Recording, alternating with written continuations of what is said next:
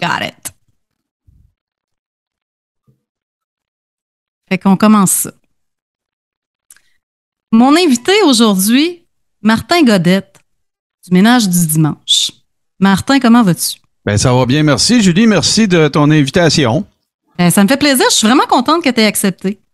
Ben, ça fait tellement, ça fait plus qu'un an que je me fais aller que si les gens m'invitent, je vais y aller. Ça, ne signifiant pas que je les inviterais sur mes affaires à moi pour plein de raisons qu'on va sûrement discuter aujourd'hui. Ouais. Non, je suis toujours sympathique à la présentation de la branche d'Olivier. Ben c'est parfait parce que moi aussi.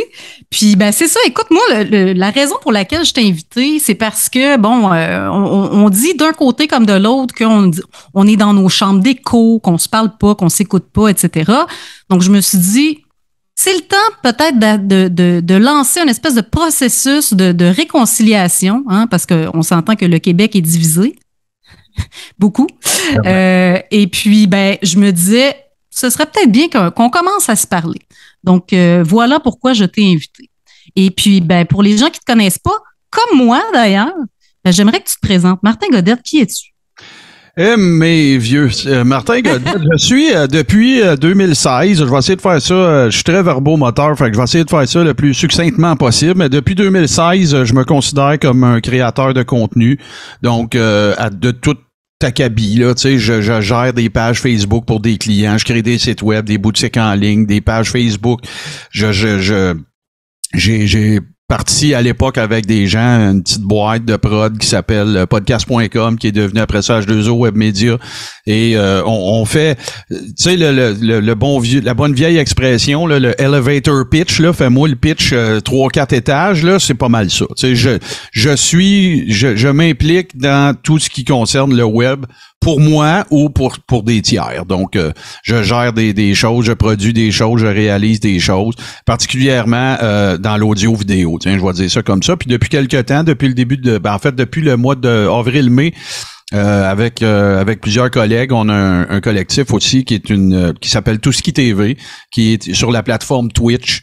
Puis on présente toutes sortes de contenus qui représentent en fait tout ce qui nous tente. C'est pour ça que ça s'appelle Touski TV. Fait qu'il y a toutes sortes d'affaires. Il y a de la geek culture.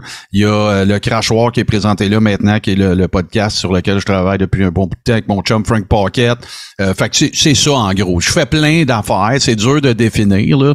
C'est la faiblesse et la force de ce que je fais, c'est que je fais plein d'affaires. Fait que voilà. Et tu es, entre autres, comment dire, est-ce que c'est toi qui as créé le Ménage du dimanche? Je vais te le faire super vite. Je le suis moins maintenant, mais je suis musicien aussi. Fait que, tu sais, je me suis promené partout au Québec à jouer de la musique pendant 23-24 ans. Fait que ça fait en ça. Puis moi, ma page Facebook personnelle, c'est pas pour mettre mes sauces à spaghetti puis ce que je mange. Tu sais, je me suis toujours servi de ça pour faire de la promotion, des trucs que je fais, que j'aime. Je fais rien que j'aime pas. Puis ben là, tu rencontres plein de monde, tu sais, tu vas faire une gig à Rimouski, ben tu sais, tu reviens, puis madame, monsieur, un tel, t'envoie une demande d'amitié, t'ont vu sur stage, des affaires comme ça. Fait que ça fait que t'as plein de monde dans ton réseau que tu connais pas vraiment, mais tu sais, tu t'acceptes parce que c'est des gens potentiellement qui peuvent t'amener de la clientèle ou peu importe. Fait que puis là, ça commence. Au début de la pandémie, au début de toutes les mesures, ben même les mesures étaient pas commencées. Tu vas peut-être convenir avec moi que là, il s'est passé bien des affaires sur Facebook en particulier, des commentaires champ gauche, toutes sortes de patentes. Puis là, ben moi, ce que j'ai fait, ça s'appelle Ménage du dimanche parce que c'était vraiment dimanche. Je venais vraiment de faire mon ménage. Je me suis installé devant l'ordinateur, je suis allé sur mon propre fil d'actualité, puis là, je regardais les commentaires défiler, et là, c'était parti, là. Fait que, ce que je faisais, ça a toujours été bien important, la notion d'anonymiser, de rendre anonymes les gens surtout ce qu'on appelle nous autres les civils, là, pas les leaders du mouvement citoyen ou peu importe.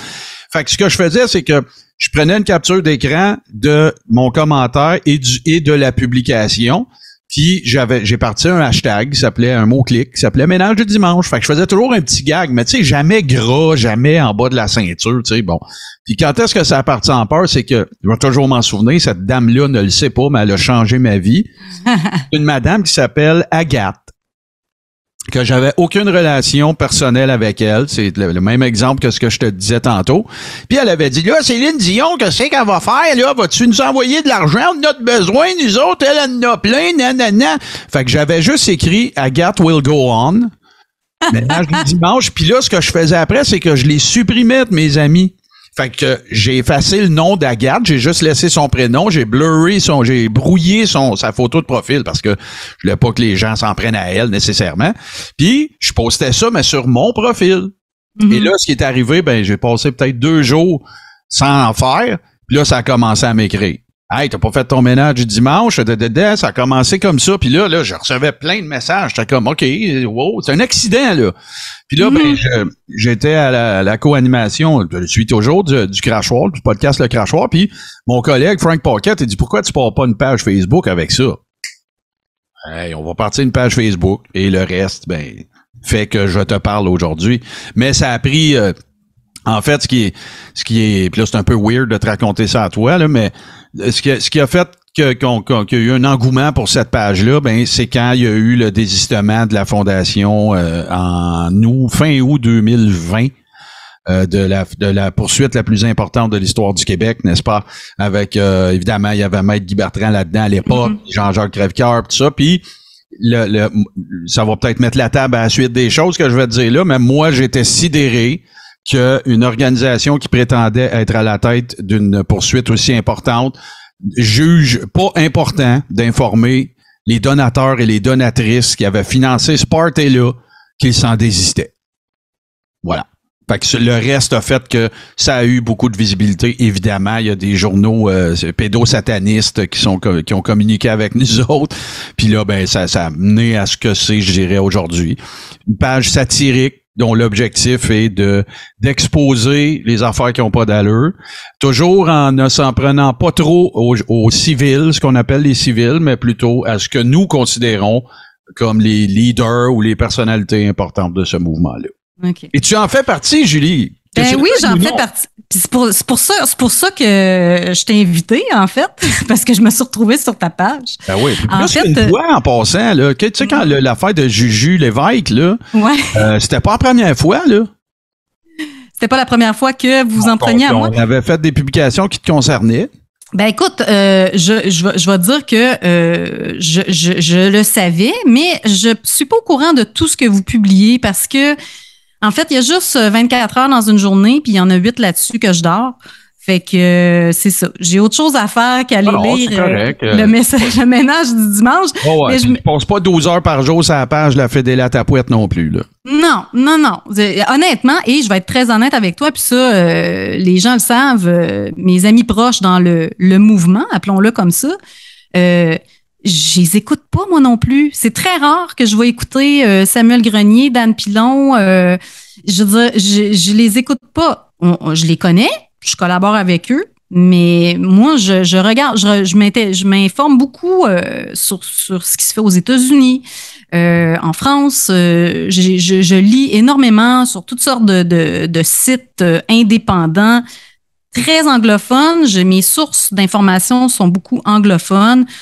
Donc, c'est ça. Puis je me dis, de toute façon, si je veux dire, j'ai pas le temps de les écouter. Et puis, même si je les écoutais, ben trop. Samuel Grenier est après il est en train de battre le record Guinness du plus grand nombre d'heures dans un mois en live, là. Écoute, je sais pas comment il fait.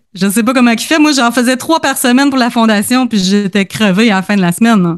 Ouais, mais là, est-ce que je peux poser des questions? Ben oui. Je veux pas hijacker ton show. Non, on discute. C'est une discussion, là. OK, parfait. Moi, je te pose des questions, puis... Moi, j'en ai 3 ou 4 des questions. Okay? Vas-y. Dis, là.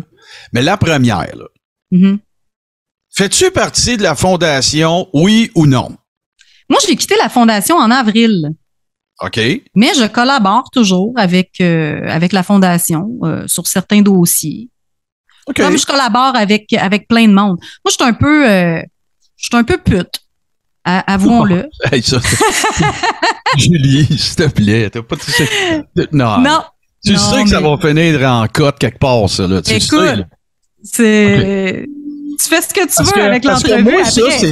Je veux pas te mettre sur la sellette. Je veux pas te mettre dans une Mais c'est parce que là, attends, dans des mauvaises dispositions. Mais c'est parce que moi, je comprends pas, Julie, comment une organisation qui se dit pour le peuple, à propos du peuple, tu sais, donc, qui vit des dons du peuple, qui ait autant de changements organisationnels et qui juge à peu près, on dirait, qui donne apparence du fait que c'est donc pas important de mentionner ces changements-là. Ça me sidère.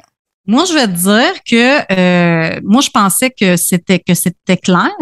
En fait, j'ai demandé, moi, je vais être très honnête, j'ai demandé à Stéphane, quand j'ai quitté, j'ai dit, il faudrait faire un live pour expliquer mon départ. Puis finalement, ça s'est jamais fait. Mais je pense que c'était évident parce que, bon, j'ai arrêté de faire des lives et je l'ai mentionné à quelques reprises. Ouais. Donc, ça, je te l'accorde. C'était pas clair. Tu sais, même à l'époque, ça aurait dû être plus clair. Je suis pas ici, d'accord avec toi. Je suis pas ici, je vois pas l'occasion de ton invitation comme une occasion de bâcher la fondation parce que j'ai une plateforme sur laquelle je le fais. Fait que c'est pas à propos de ça. Sauf que j'ai jamais, dans tous les trucs, puis je veux pas avoir l'air de justifier non plus, mais dans tous les trucs qu'on a fait sur MDD, sur Ménage du dimanche, tu sais, en tout cas, je vais juste parler pour moi, parce que je suis pas tout seul là-dedans, mais tu sais, j'ai toujours quand même, je pense, pris soin, tu sais, de dire que je suis pas en train de contester le droit des gens de manifester. Je suis pas en train de dire au monde que ils devraient pas avoir le droit de donner d'argent à quelque chose que je considère qu'il n'y a pas encore eu de résultat. Moi, là, c'est plus le gros bon sens, c'est des gros non-sens qui font en sorte que ça crée une énorme distorsion dans ma compréhension de pourquoi les gens sont encore là, pourquoi les gens sont encore derrière ça. Ça, je te dis ça là, en toute humilité, là, tu sais, je veux dire, si la Fédéla Tapouette, c'était un employé de n'importe quelle compagnie, ça fait des années qu'il aurait été mis dehors. Des années, là. Il n'y a pas d'imputabilité, c'est bien non, vous allez voir, c'est tout le temps. Puis je comprends, j'ai déjà fait partie de combats sociologiques, économiques, je comprends tout ça. Mais non, mais attends, la Fondation, ils font des rapports financiers annuels. Ben oui. Ils mettent public. Je parle pas de ça. Pourquoi tu dis qu'il n'y a pas d'imputabilité? C'est-à-dire que, tu sais, regarde là. Ils font des mises à jour. Il y a une mise à jour. Non, mais attends. Il y a des mises à jour sur la page de la Fondation, sur les recours en cours. Je veux dire, les rapports d'experts qui ont été pour lesquels les gens ont payé sont sur la page. C'est quoi ça? Oui. Les rapports d'experts. Astrid Duquel Chewing-Gum qui a été destitué d'à peu près tout ce dans quoi. Non, mais attends, même affaire avec Arion Code, même affaire avec Perron. OK, mais selon qui? Selon qui? Ces gens-là qui étaient, je veux dire, ils ont eu des postes hyper importants. Ben oui. Du jour au lendemain, ils se retrouvent charlatans, complotistes. Quand il y en a s'il y en a un scientifique qui va contre le discours dominant, ça peut passer. Mais à un moment donné, quand t'en as un, puis deux, puis trois, puis quatre, puis cinq, puis 10, puis 12, puis des milliers, ben là, je pense qu'il faut se poser des questions. Selon qui ces gens-là ne sont pas fiables et ne sont pas compétents et sont des charlatans et des complotistes? D'où ça vient, ça? Ben, je peux te répondre. Ben, réponds-moi. La communauté scientifique. Non, mais attends, la communauté scientifique, c'est qui, ça? Ben, ce sont les scientifiques. OK, regarde. Donc, eux sont pas des scientifiques. C'est comme si on était après Saucy Gabin, OK? On a l'air là de deux personnes qui s'ostinent au sujet de l'existence de Dieu ou pas. Je te donne... Non, c'est très différent. Non, laisse-moi aller jusqu'au bout. Fait que là, d'un côté, tu aurais ceux qui diraient « Non, moi, je suis athée », puis de l'autre côté, tu aurais des gens qui vénèrent une déité quelconque, OK? Puis là, après ça, t'arrives, puis là, t'avances, puis là, ben Dieu a créé la Terre, blablabla, toutes ces affaires-là, puis tu te quittes, puis non, moi, c'est le Big Bang, puis là, OK, avant le Big Bang, il y avait quoi? Mais je comprends pas le rapport. Là, je comprends pas le rapport entre Dieu et des scientifiques. Laisse-moi aller jusqu'au bout. Fait que là, nous autres, on est deux personnes qui parlent de la communauté. Vous reculez toujours plus. À un moment donné, là, the buck stop somewhere, là. Tu sais? Fait que là, c'est le point final, le bout de la rue. C'est la communauté scientifique. Si la communauté scientifique a déterminé qu'il y a des gens qui en font partie, qui sont dans des positions pour lesquelles ils peuvent déterminer s'il y a des gens qui ont commis des gestes qui ne correspondent plus à ce que devrait être une communauté scientifique, moi, ça me va, là. Qui Qui décide ça? C'est ça mais la oui, question. Mais est-ce que c'est... Non, mais attends. Qu'est-ce qu'il y avait avant le Big Bang? Qu'est-ce qu'il y avait avant le Big Bang? C'est la même affaire. Qui décide de qui décide de qui décide de qui décide?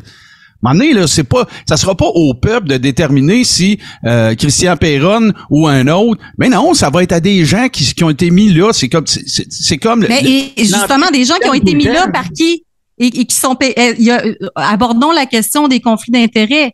Est-ce qu'il y aurait pas des conflits d'intérêts là-dedans? Ben là, oui. je vais. Non, mais attends. Tu veux me parler de conflits d'intérêts?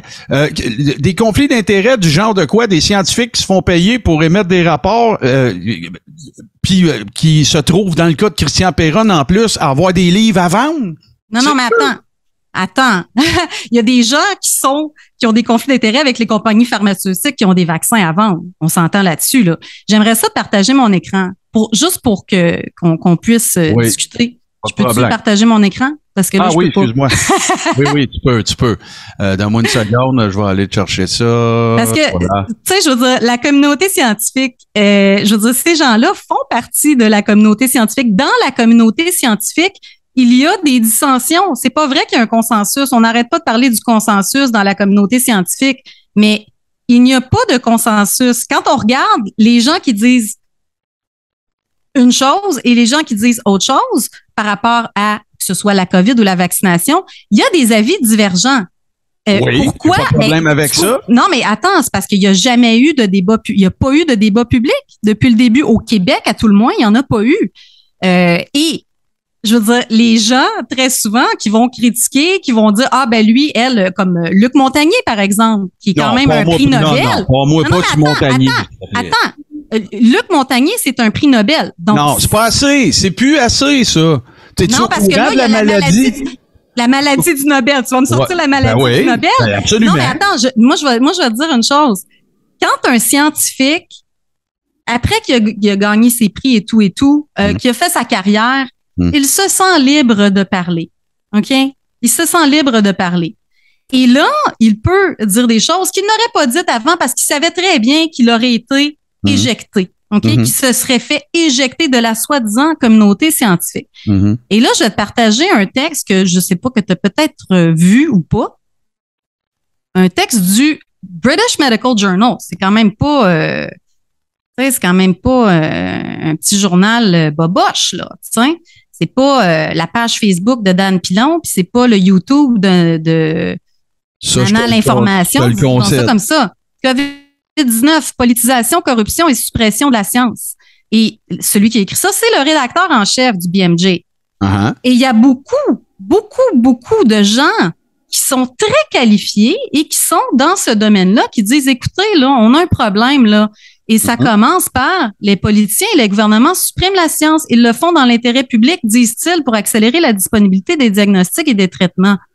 Ils le font pour soutenir l'innovation, pour mettre des produits sur le marché à une vitesse sans précédent. Ces deux raisons sont en partie plausibles. Les plus grandes tromperies sont fondées sur un grain de vérité, mais le comportement sous-jacent est troublant. La science est supprimée à des fins politiques et financières. Okay, la COVID-19 a déclenché. Attends, je veux juste finir cette phrase-là. La COVID-19 a déclenché la corruption de l'État à grande échelle et nuit à la santé publique. Donc, c'est pas un deux de pique qui dit ça. Et il y en a plein qui disent ça. Pourquoi est-ce qu'on peut pas avoir un débat public? Je vais te répondre à ça. Je pense que tu illustres bien la dichotomie ou le clivage qui existe entre la COVID, la pandémie, puis le reste. Qu'est-ce que tu veux dire, le reste? Toute autre malversation, corruption potentielle et tout ça. OK?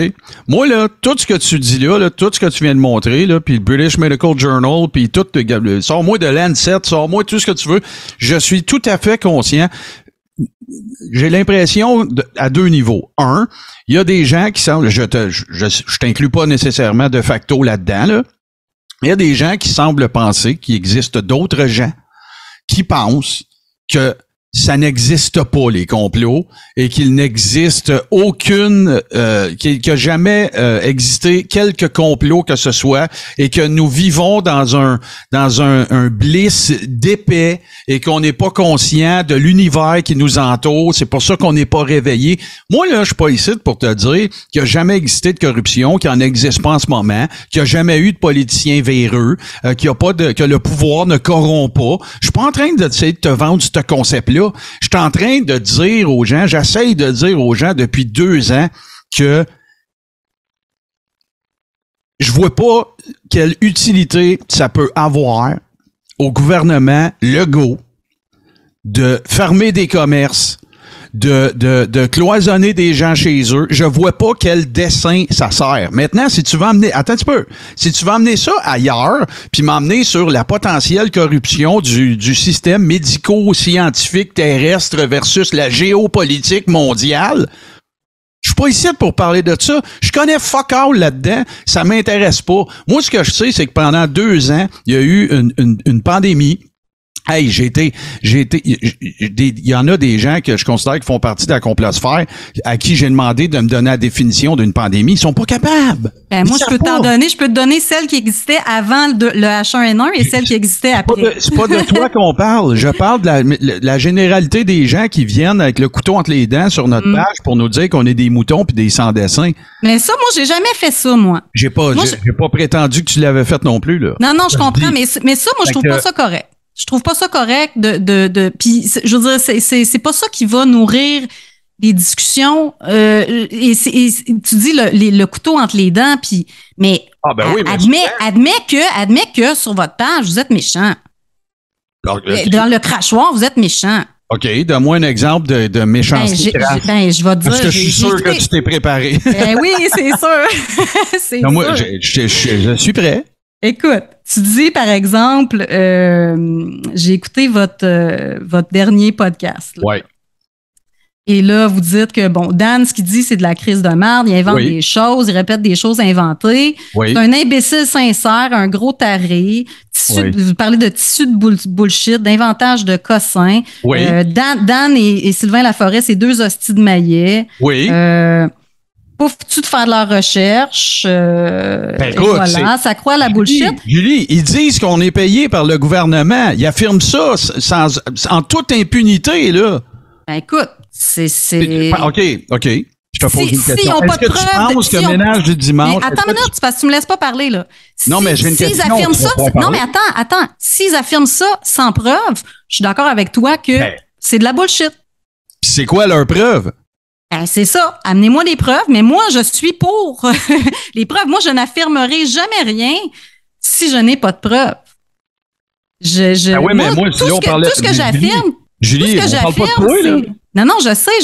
Mais c'est pour ça que je te dis, moi, là, il y a bien des affaires que bien des soi-disant complotistes disent avec lesquelles je suis pas d'accord ou que je vais dire, ben là, écoute, sur quoi tu te bases pour dire ça?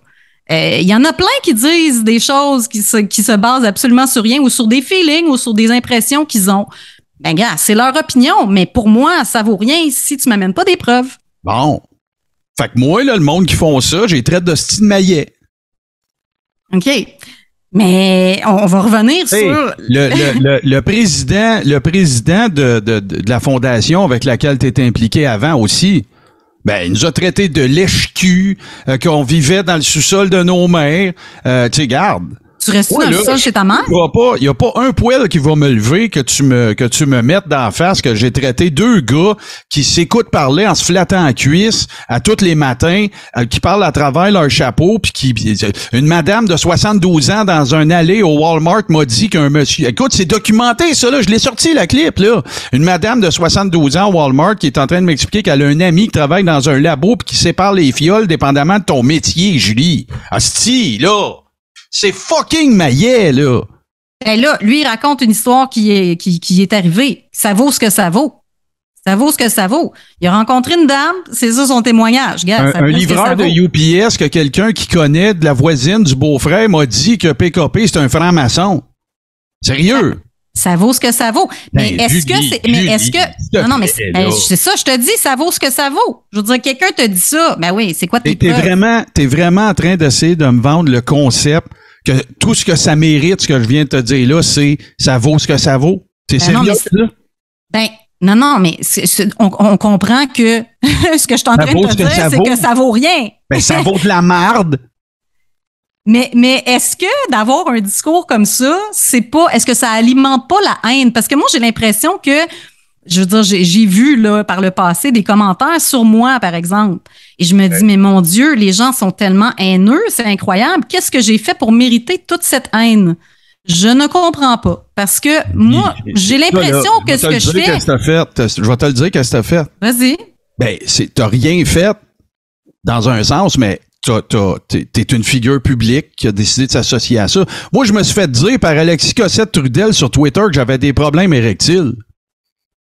Sais-tu ce que j'ai fait avec ça? Moi, je me suis pas dit. Ben, vous avez pas dit que.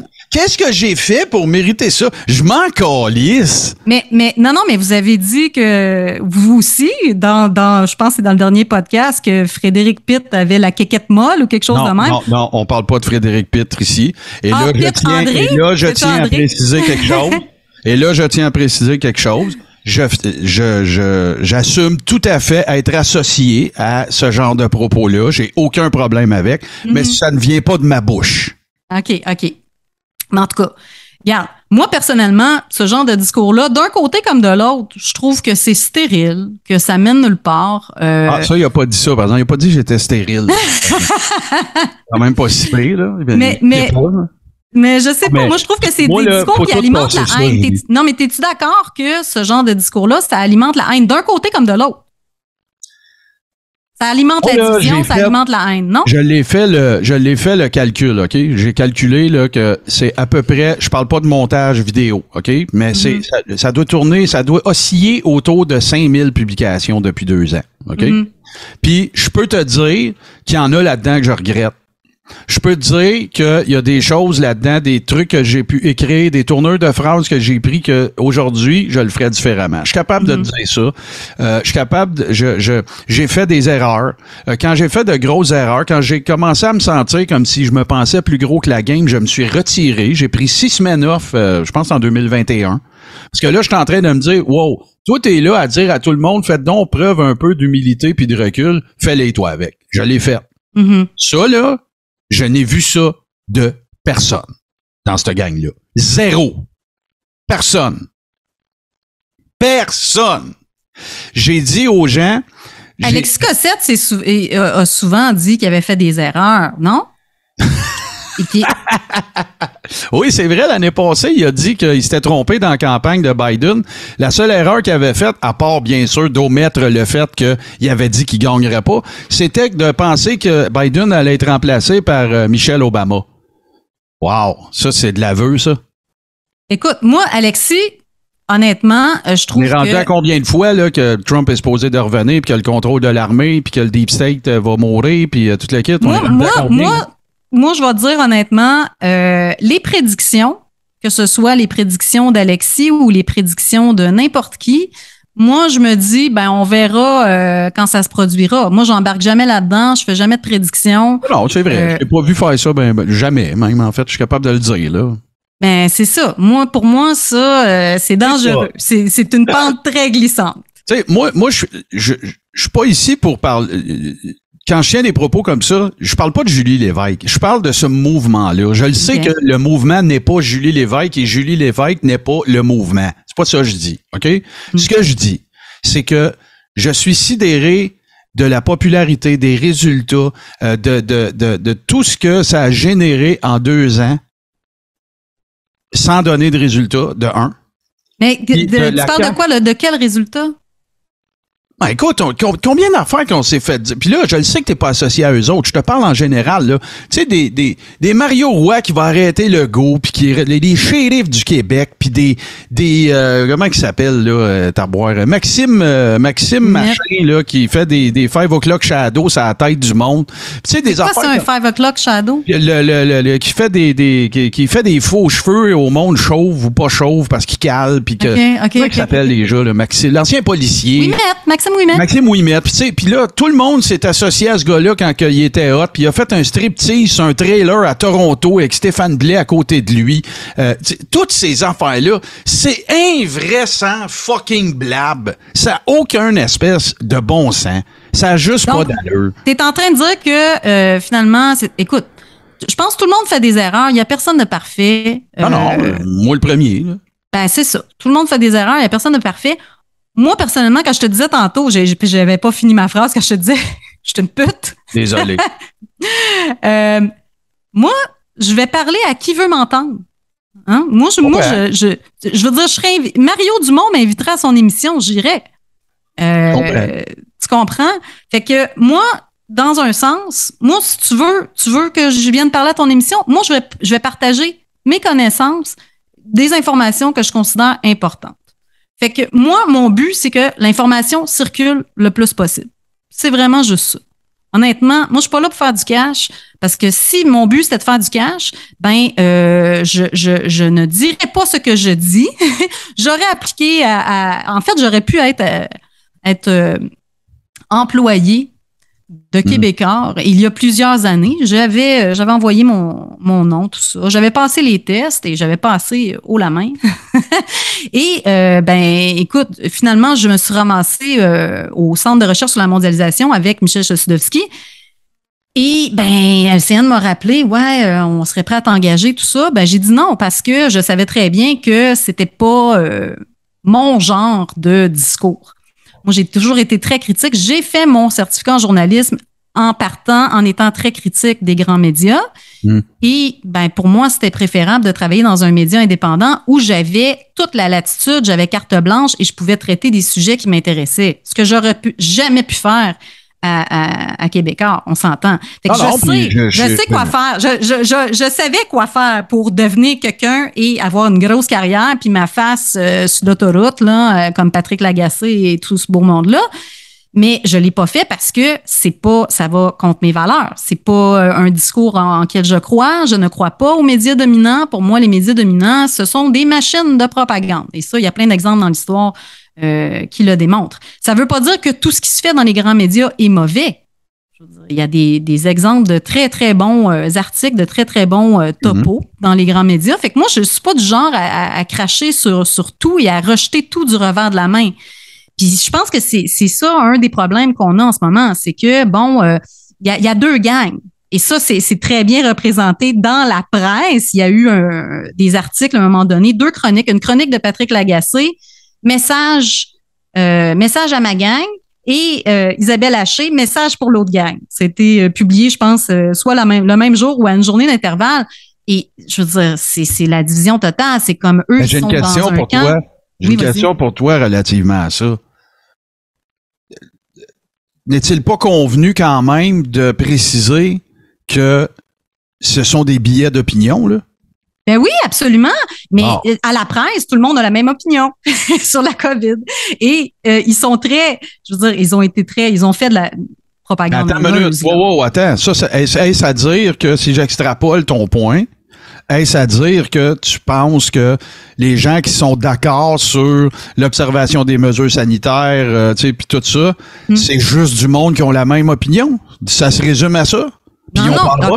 Opinion sur la COVID. Oui, mais j'ai pris soin de parler de ça. J'ai pris soin de préciser que c'est de ça que je parlais. Je voulais pas dire à propos de tout, là. Mais ils ont peut-être, je veux dire, ils ont peut-être des divergences d'opinion à certains niveaux sur certains points. Mais c'est quand même des gens qui étaient en faveur du discours dominant sur la COVID. Je veux dire, qui n'ont pas remis en question quoi que ce soit. Ça aurait pas pu juste... Regarde, check bien ça, OK? Moi, te faire une confidence. OK? Yeah. Les autres, on a une communauté, tu sais, qui est une communauté privée qui va au-delà de la page ménage du dimanche, OK? Puis à un moment donné, puis nous autres, des fois, on se réunit en Zoom, puis on passe des soirées ensemble, puis on jase de tout puis de rien. On fait pas juste parler de ça nécessairement, puis on regarde des affaires ensemble, tout ça. Puis à un moment donné, je saurais pas te dire quand, là, mais c'est pas cette année, là. C'est probablement l'année passée, peut-être même un peu avant. S'il y en a qui sont en train d'écouter, là, vous allez vous rappeler de ça. Parce que ce que j'ai demandé, parce que moi, je me disais, c'est important de faire une espèce de pseudo-travail d'introspection par rapport à ça, tu sais. Absolument. Parce que quand est arrivé 9/11, on a tous eu un petit côté conspirationniste, là. Tu sais, on s'est tous dit, mais là, t'as peu. Puis on a tous regardé Fahrenheit 9/11 de Michael Moore, tout le kit, OK? Puis j'ai posé la question. À tour de rôle, il y avait plein de blondes là, dans le Zoom. C'était plusieurs, là. Est-ce qu'il vous arrive, où vous est-il arrivé? À la lumière de tout ce que vous voyez sur Internet, de penser ou de douter qu'effectivement, la COVID pourrait être une pandémie. Tu sais, que ça a tout été planté, ça, pour créer une espèce de shockwave mondial, pour le grand reset, puis toutes ces affaires-là, là, toutes les thématiques qu'on n'arrête pas d'entendre. Et moi, là, si tu savais comment j'étais fier de cette communauté-là, qu'ils aient tous l'humilité de dire qu'ils y ont pensé. Ils se sont arrêtés à se poser cette question-là. Ma question maintenant, et j'ai pas la réponse, probablement que toi non plus, mais est-ce qu'il y a, de l'autre côté de la clôture figurative, des gens qui se sont dit, hey, ça se peut-tu que ça soit juste un vaccin pour prévenir un virus qui a pas été planté, puis tout le kit, puis que c'est par mesure de préventive que il y a des doses de rappel, puis le kit. Toi, Julie, là, t'as-tu déjà eu cette réflexion-là? Ben absolument, absolument. Moi, j'ai regardé, écoute, je checkais les stats tout le temps sur, sur les vaccins. Écoute, au début, je sais pas si tu te rappelles, là, quand on a commencé à vacciner en juillet, je te dirais peut-être juillet 2021, Radio-Canada qui annonçait que oui, la majorité, la très grande majorité des gens qui attrapaient la COVID étaient des gens non vaccinés. Je me suis posé la question, mais Caroline, puis moi j'avais vérifié, je vérifiais les stats du gouvernement du Royaume-Uni parce que eux, ils ont vraiment des bonnes statistiques. Ok, ils calculent vraiment les gens qui sont non vaccinés, vraiment non vaccinés. Ensuite de ça, les gens qui sont vaccinés, une dose moins que 14 jours, une dose plus que 14 jours, 2 doses, etc. C'est très détaillé. Et puis au départ, j'ai vu que, ben oui, regardons ça, on dirait que vraiment, il y avait plus de cas chez les gens qui étaient non vaccinés. Donc, et j'ai même fait une vidéo là-dessus où j'en parle, où je dis, ben ça va à l'encontre de ce que je croyais au départ. Donc, moi, je regarde les chiffres. Hein. Si tu me démontres que, même qu'au début de la COVID, moi, je me posais des questions, je me disais, ouais, c'est bizarre, ça ressemble à un autre H1N1, tout ça. J'avais des amis qui m'envoyaient toutes sortes d'affaires et qui me disaient, non, Julie, c'est vraiment dangereux, tout ça. Et à un moment donné, j'ai même dit à un de mes amis, je dis, écoute, si jamais je change d'opinion, je vais même moi-même aller te le dire sur ta page. Et j'ai vraiment, à un point, je me suis dit, ben non, c'est vraiment un virus qui est dangereux. Et puis, j'étais vraiment de l'autre côté, complètement. Mais ce qui m'a fait revenir à ma position de départ, c'est le Diamond Princess. Je sais pas si tu te rappelles, le bateau de croisière qui était pogné au large du Japon, tout ça. Et là, j'ai discuté avec mes amis qui me disaient, non, Julie, c'est vraiment un virus dangereux. Je dis, ben là, c'est merveilleux cette affaire-là du bateau de croisière. C'est comme une expérience en laboratoire. Je dis, dans 4 semaines, on va le savoir. On va le savoir, là, combien de gens qui sont décédés de ça, puis tout ça. Et puis, mes amis étaient d'accord avec moi. Ils m'ont dit, oui, c'est là qu'on va savoir vraiment c'est quoi. Un microcosme dans lequel tu vas pouvoir terminer de... Exactement. Et ben, quand on a eu les résultats, ce que ça démontrait, c'était que finalement, c'était pas si dangereux que ça et que c'était similaire, le taux de mortalité était similaire à la grippe. Et là, quand j'ai dit ça à mes amis, ils ont refusé. Il y en a un même qui m'a flushé. Là, il refusait de... Ah ben, moi j'ai... Et là, même Bill Gates l'admet, là. Que c'est un super point important. C'est vraiment super important ce que tu viens de dire là, parce que ça aussi, c'est une affaire de laquelle les gens qui sont de l'autre côté ou de ton bord, whatever le terme, là, faut qu'ils prennent conscience. Tu sais, eux autres, là, combien de fois t'as vu sur Facebook, puis je veux pas dire que c'est toi qui as fait ça, là, mais combien de fois qu'on a vu ça sur Facebook, c'est des gens qui vont dire, parce que moi, je suis anti-mesure. Ouais, regarde, on va déterminer, là, on va faire un lexique. Pro-mesure, anti-mesure. Bon, voilà. Fait que, combien de fois t'as vu des anti-mesures, notoires ou pas, mentionner des trucs du genre, ah ben là, j'ai beaucoup de gens qui m'ont flushé de leur vie, mon cercle social a changé, mon ci, mon ça. Hey, les amis, nous autres aussi, là. C'est tout le monde, c'est tout le monde. Oui, là, nous autres avec, là. Ben oui, mais ça implique que de l'autre côté, c'est ça? Ben c'est ça, mais si ça implique, si les gens anti-mesures se font flusher, c'est parce qu'ils se font flusher ou qu'ils flushent des gens qui sont au bord. Donc, c'est clair que ça touche tout le monde. Ça touche tout le monde. Mais l'affaire, là, c'est, regarde, puis là, je veux t'emmener si tu permets, on va rester dans la même thématique, mais j'aimerais ça t'emmener ailleurs. Moi, il y a une autre affaire que je pense que tu es la meilleure personne pour m'expliquer. Parce que moi, il faut que je comprenne. Je suis un fatigant qu'il faut qu'il comprenne, OK? Correct, moi aussi? Bon. Explique-moi,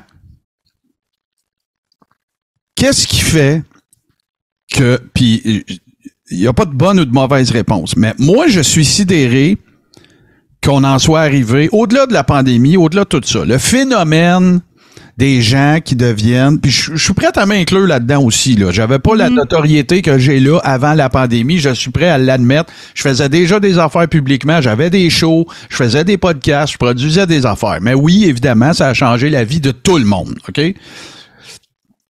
Fait que là, t'as du monde, t'as une communauté, t'as des Dan Pilon, t'as des Samuel Grenier, t'as des gens comme ça qui font leurs petites affaires. Toi aussi, t'as ta page web, tu la quittes. Puis là, t'en as là-dedans là, qui disent que ton âme va s'évaporer 2 ans après le vaccin, qu'on s'en va vers la 6D. Après ça, t'en as un autre, t'as Dan Pilon qui dit qu'il existe des pilules au charbon qui te dévaccinent. Qui affirme des affaires... ça n'a aucun espèce de sens. Mais es-tu allé vérifier? Avant de dire que ça fait pas de sens, es-tu allé vérifier? Tu peux pas te dévacciner, Julie. Ça existe pas, ça. Tu peux pas reculer. Non, mais on s'entend que c'est probablement une façon de parler, te dévacciner. Julie, mais écoute, Julie, moi j'ai vu. Non, rationalise pas, ça n'a pas d'allure. Ça n'a pas de sens, ça n'a aucun sens. Puis on parle ici de quelqu'un qui a aucune compétence. Non, mais attends. Laisse-moi finir mon point. Tout à l'heure, tu vas le reprocher. Tu me laisses pas parler. Je veux juste aller au bout. Après ça, c'est ton show, je parlerai plus. Je fais juste dire, tout ne nécessite pas toujours nécessairement d'être vérifié. Parce qu'il y a des affaires. Puis même, écoute, là, j'ai pas besoin d'aller faire de prendre une échelle chromatique puis de la comparer avec tes cheveux pour savoir qu'ils sont foncés, baptême, là. T'sais? Ils sont blancs ici, sur le dessus. Ah oui, ben c'est ça.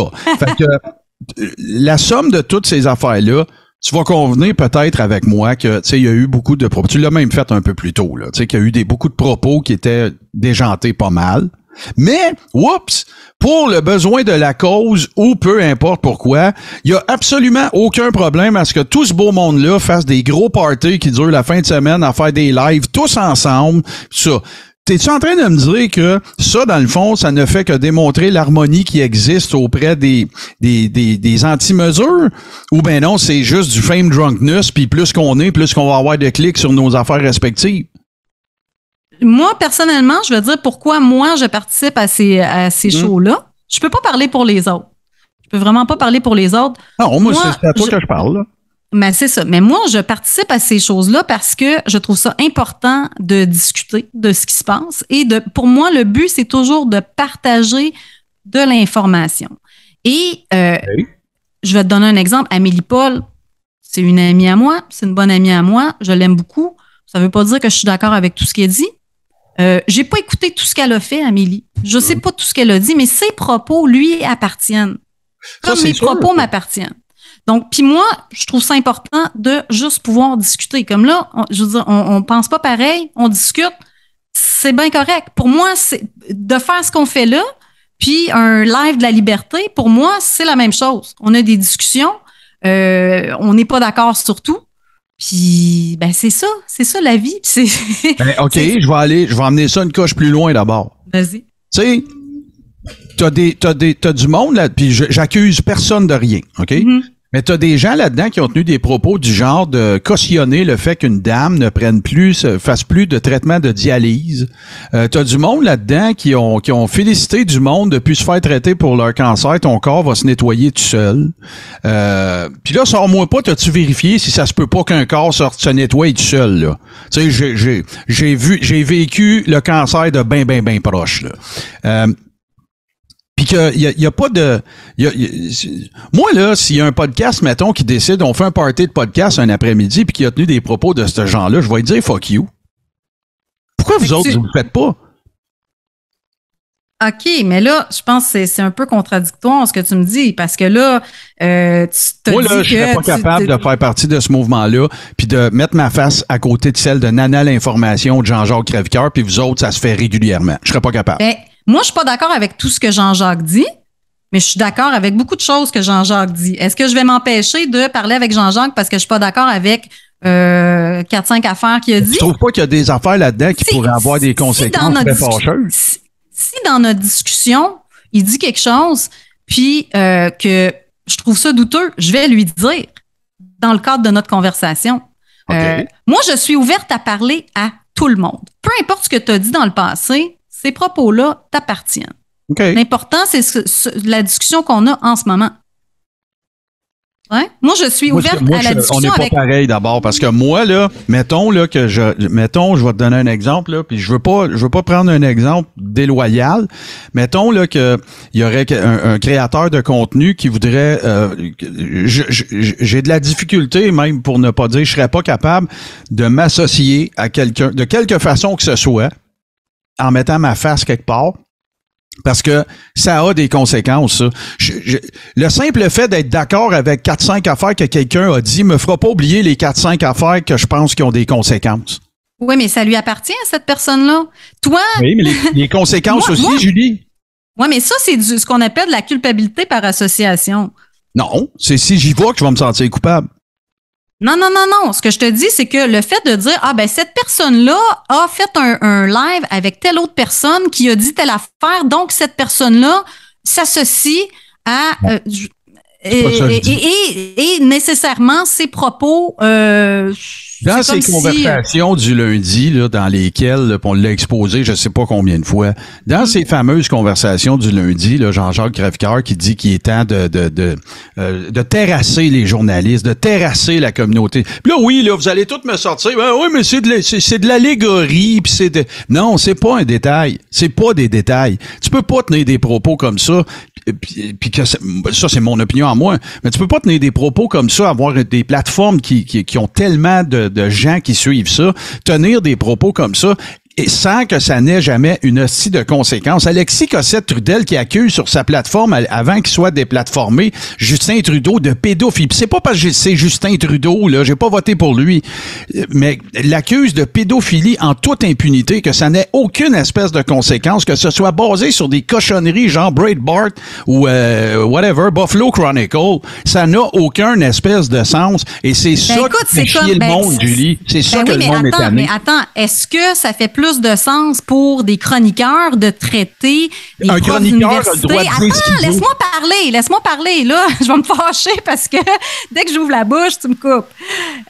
Est-ce que ça fait plus de sens pour les grands médias de qualifier tous ceux qui s'expriment contre le discours dominant de complotistes, alors que, je veux dire, c'est des gens qui ont des propos tout à fait corrects, des profs comme Patrick Provost, comme Nicolas Derome, comme Christian Linard, qui se font traiter comment dire, pas nécessairement qui se font accuser de faire de la désinformation, dont on dit qu'ils ont des propos, qu'ils ont eu des propos faux et trompeurs sans aucune preuve, sans aucune démonstration que leurs propos étaient faux et trompeurs. Et ces gens-là, dans le Journal de Montréal, par exemple, ils ont une énorme tribune. Donc ça, c'est plus correct que Alexis Cossette qui va accuser Trudeau de quoi que ce soit. Je veux dire, pour moi, c'est la même chose. Je veux dire, les gens s'accusent comme ça. Si c'est faux, ben poursuis-moi. Tu comprends? Combien de fois t'as vu... Excuse-moi, je ne vais pas te couper. Non, mais je veux dire, on accuse, par exemple, combien de gens se sont fait accuser par association d'être des extrémistes de droite? Moi, je considère que je fais partie... je veux dire, bon, je suis allée au convoi de la liberté, par exemple. Je donne l'exemple du convoi. Un convoi d'extrémistes de droite, voyons donc, il faut être complètement déconnecté de la réalité, Tristan Péloquin, pour dire des conneries comme ça. Il faut vraiment pas avoir été sur le terrain pour dire que les gens du convoi, c'était tous des extrémistes de droite. Je veux dire, il y a plein de gens dans le mouvement qui sont des anciens, appelons ça comme ça, des anciens gauchistes. Moi, j'ai plein d'amis qui sont vraiment des gauchistes, là, des progressistes, des gens qui ont voté Québec solidaire, des gens qui ont je veux dire, qui sont qualifiés, là. On s'est fait traiter de tous les noms, je veux dire, d'édentés, d'imbéciles, des journalistes, que je veux dire, que ce soit dans un journal qui se dit sérieux, qu'on traite les gens d'imbéciles, d'édentés, de covidios, de touristata, je veux dire, ce n'est pas du journalisme, ça. C'est vraiment de la propagande haineuse. Et la vision que monsieur, madame, tout le monde qui regarde les médias dominants, la vision qu'ils ont eue du convoi de la liberté, je veux dire, même des gens proches de moi, là, c'est une vision qui est complètement déconnectée de la réalité. Moi, je le sais, j'étais sur le terrain, je suis allée à Ottawa à 3 reprises, j'ai interviewé toutes sortes de personnes. J'ai même fait une vidéo où on interviewe que des gens racisés. Je veux dire, pour moi, ce qu'on lit dans les médias sur le mouvement et le mouvement en tant que tel, c'est 2 choses complètement différentes. Moi, je peux te dire, j'ai 2-3 affaires que je veux te dire. Oui, puis après ça, on écoute de la musique. Parfait. Je suis pas en désaccord avec tout ce que tu viens de dire. OK? Mais il y a des affaires sur lesquelles j'aimerais ça te ramener un petit peu pareil. Vas-y. La raison pour laquelle je parlerai pas pour l'agacer, je parlerai pas pour Péloquin. OK? Ça, c'est des grandes personnes, puis ça arrangeront avec leurs affaires. Mais mon point est le suivant. Tu ne peux pas nier, à mon humble avis, le fait que dans les organisateurs de ça, il y avait de l'extrême droite, là. Tu peux pas me dire, à moins que Pat King, avec les propos qu'il tenait, c'est un droitiste vanille, là. S'il te plaît. Moi, il dit que t'as peur. Wow, là. J'ai pas dit un mot, là. Tu me poses une question. Il a dit. Je voulais répondre à ta question. OK, je vais te poser la vraie question. Moi, je l'aime pas, Pat King. Pat King, il me dérange, ce gars-là. Bon, mais justement, on a mis le focus sur ce gars-là comme étant l'organisateur et tout. Et moi, ça m'a dérangé et je trouve que c'est une erreur. C'est une erreur de la part des organisateurs d'avoir donné beaucoup de place à ce gars-là, à mon avis. Je suis très au courant de ce qu'il a dit sur les musulmans. Moi, ça me dérange énormément. Mais Pat King, Pat King, ce n'est pas le convoi. Non, j'ai pas fini. C'est pas ça que je m'en allais dire. Okay. J'ai pas dit Pat King et le convoi, puis j'ai pas dit Julie Lévesque et le mouvement. Oui, il y a des gens douteux. Anti-mesure non plus, là. Mais je suis d'accord avec toi là-dessus. Oui, il y a des gens là-dedans qui étaient, à mon avis, oui, c'est vrai qu'il y avait du monde qu'on pourrait qualifier d'extrême droite. Les mots sont importants. Ben oui, c'est important. Sauf que de focusser là-dessus et de dire que le mouvement est un mouvement d'extrême droite parce que Pat King ne représente pas du tout le mouvement. OK. Là, c'est moi qui va se fâcher. Est-ce que tu es au courant qu'il a dit qu'il était sous l'impression que cette problématique-là n'avait que comme solution des balles? Es-tu au courant qu'il a dit ça? Je le sais. Oui, je sais. Et c'est ce qui m'a fait penser, quand j'ai entendu ça, je me suis posé la question, et là, tu vas me dire, ben, c'est complotiste. Regarde, moi, j'ai pensé que ce gars-là pouvait peut-être être un agent provocateur, parce qu'on le sait très bien. Non, mais attends. L'argument refuse. Attends, Montebello 2008. Hein, Montebello 2008. Tu te rappelles ce qui s'est passé à Montebello en 2008? Non.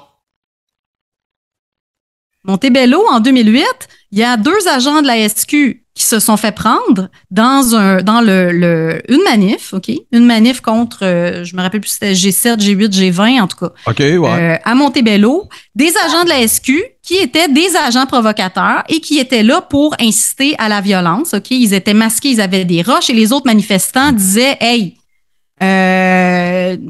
put your rock down, OK? Pas de violence. Ben, Brutus a tué César aussi, là. Ça fait il n'y a pas de cause à effet tout le temps, là. Non. Ils se sont fait prendre, OK? Et la SQ a dû admettre par après, parce que là, bon, ils sont allés voir les supposés manifestants violents, se sont ramassés près de la ligne des policiers. Les policiers les ont accrochés, ils les ont arrêtés, tout ça. Et il y a quelqu'un qui a pris une photo des bottes des manifestants et les bottes des policiers. Et ils se sont rendus compte que c'était exactement les mêmes bottes. Et c'est ce qui a En fait, c'est quoi le lien avec... C'était la preuve. Non, mais attends, je te parle c'est ton lien avec Pat King, ça? Non, je te parle d'agent provocateur, OK? Ouais. Et la SQ a dû admettre quelques jours plus tard que oui, en effet, ils avaient des agents infiltrés dans la manif et que ces gars-là qui voulaient inciter à la violence étaient des gars de la SQ. C'était des policiers. Donc, on le sait, ça donc, existe. Pat King pour en être un. Je pose la question, est-ce que Pat King pourrait être un agent provocateur? Parce que, je veux dire, quand on écoutait vraiment les podcasts, pas les podcasts, mais les vidéos des organisateurs, dont Daniel Bulford, qui est un ancien de la garde rapprochée de Justin Trudeau, et tous les gens qui étaient comme Tamara Lich, par exemple, ils ont spécifié, je ne sais pas combien de fois, que c'était un mouvement pacifique. Mm-hmm. OK? Et ça a été dit à maintes reprises par la plupart des gens qui étaient là. La plupart des grandes figures du convoi, c'était un convoi pacifique, un mouvement pacifique. Et au Québec, les manifs, il n'y a pas eu de violence dans les manifs. Qu'est-ce que tu penses des services Child Services de l'Ontario qui ont dû aller faire un tour parce qu'il y avait 80 enfants, la petite histoire-là, qui vivaient dans des trucks tout croche, sales. Ça, c'est pas grave non plus. La cause avant tout, c'est pas grave. Traîner ses enfants dans une manif à -20, vivre d'un truck, ça, c'est pas grave non plus. C'est ça, vous comprenez pas. C'est ça qui fait chier le monde. C'est pas que le monde ait une cause. C'est que tout est toujours expliqué par mais tu sais, regarde, en 2008, il est arrivé telle affaire, fait que là, ça se peut que Pat King, lui aussi, c'est un agent provocateur. C'est ça que le monde sont écœurés. C'est ça qui sont allés. Il y a personne qui est contre ça, une cause. Surtout au Québec, il y a personne qui est contre quelqu'un qui va s'élever contre quelque chose, là. Non, les médias ont été unanimes sur le convoi. Non, les médias ont été unanimes sur le convoi. Les médias, depuis 2 ans, diabolisent toute personne qui s'oppose au discours dominant. Il n'y a pas personne qui s'oppose au discours dominant qui a eu une belle presse, OK? Je veux dire, que tu sois prof d'université. Au début, on disait, c'est des ticounes, ils savent pas de quoi qu'ils parlent, c'est pas des experts. Là, tout d'un coup, il y a des experts. Là, c'est pas des bons experts. C'est des extrémistes de droite, des racistes, tout ça. François Maléga, regardons ça, un noir camerounais, prof de mathématiques. Bon, là, l'affaire d'extrémistes de droite, ça marche plus bien. Je veux dire, c'est des tactiques. Couverture sur la race au sujet d'Amaléga, pas en tout. Non, mais c'est avant que François Maléga... Avant que François Maléga devienne une espèce de héros de la résistance, on n'arrêtait pas de dire que c'était des extrémistes de droite, des ci, des ça. Regarde, moi, je te le dis, moi, j'ai été sur le terrain, ça fait 2 ans que je côtoie de nombreuses personnes qui sont dans le mouvement, et ce ne sont pas des extrémistes de droite, OK? Ce sont pas des ticounes. Il y a beaucoup de gens là-dedans qui sont très, très, très éduqués. Et de les avoir traités d'imbéciles, d'édentés, d'extrémistes de droite, ce n'est pas un reflet de la réalité. Sais-tu Est-ce qu'il y a des gens qui font des conneries? Est-ce qu'il y a des gens qui font des erreurs? Oui. Mais la couverture médiatique. C'est normal que ce soit d'eux autres qu'on parle. C'est même, ça marche. C'est la même affaire en politique. C'est la même affaire en tout. Là, j'écoute ton discours très attentivement, là. OK? Puis ce que j'entends, là, on dirait, je veux pas l'affirmer, mais ça me donne l'impression que l'affaire qui a pas passé, là, c'est les édentés. Puis moi, je tiens à te dire que j'étais pas d'accord avec ce papier-là de la Gazette. Merci. Que j'en ai parlé. Mais attends un petit peu. Ça, là, ça a été le point de départ à bien des affaires. OK? Ça, je suis prêt à te le concéder. Mais où est-ce que moi, je décroche de ton discours? C'est quand tu t'acharnes à blaster des billets d'opinion.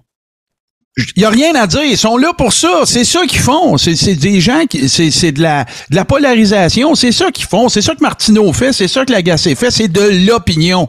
Mais par contre, si tu veux en venir au travail journalistique, pour moi, c'est une toute autre chose. Puis il y a pas personne, fait que invariablement, on dirait que lis les articles de Dominique Scali. Les articles de Dominique Scali, c'est supposément des articles d'information. Elle parle de profs douteux, d'experts douteux, de complotistes, je suis d'accord etc. Avec elle. C'est de dire, non, mais oui, mais ça, tu vois, ça c'est ton opinion, mais elle, à titre de journaliste, qui par ailleurs n'a aucune étude en journalisme, c'est une psychologue cette femme-là, et elle est engagée comme journaliste. Moi, je suis pas ici pour parler. C'est un métier libre, le journalisme au Québec. Dans votre mouvement, le pédigree des gens, il y en a une couple que ça fait dur aussi là. Fait que je suis pas là pour parler de ça. Ben, écoute, c'est comme ça dans des deux côtés. C'est comme ça des deux côtés. Il y a des petits fun d'un côté comme de l'autre. Il y en a des deux bords, là. Ça, moi, j'embarque pas là-dedans, là. Moi, quand t'as des Steve l'artiste Charlet. Ben oui, mais c'est ça. Il y en a. Bon, regarde, là.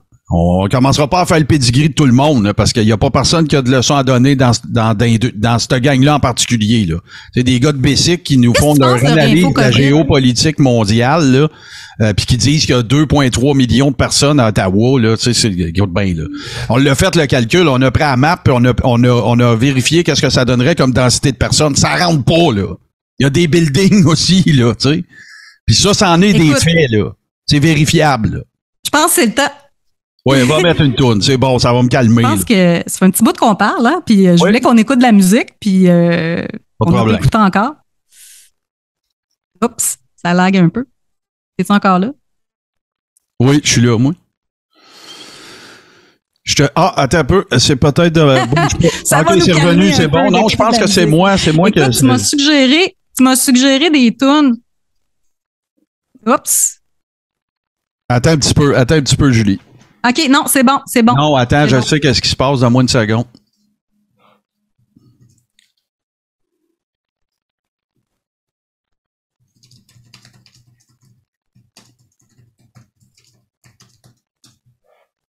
Quand ça arrive chez nous, c'est parce qu'il se passe une chose qui est après se dérouler, puis je suis en train de vérifier, ça arrivera plus, là.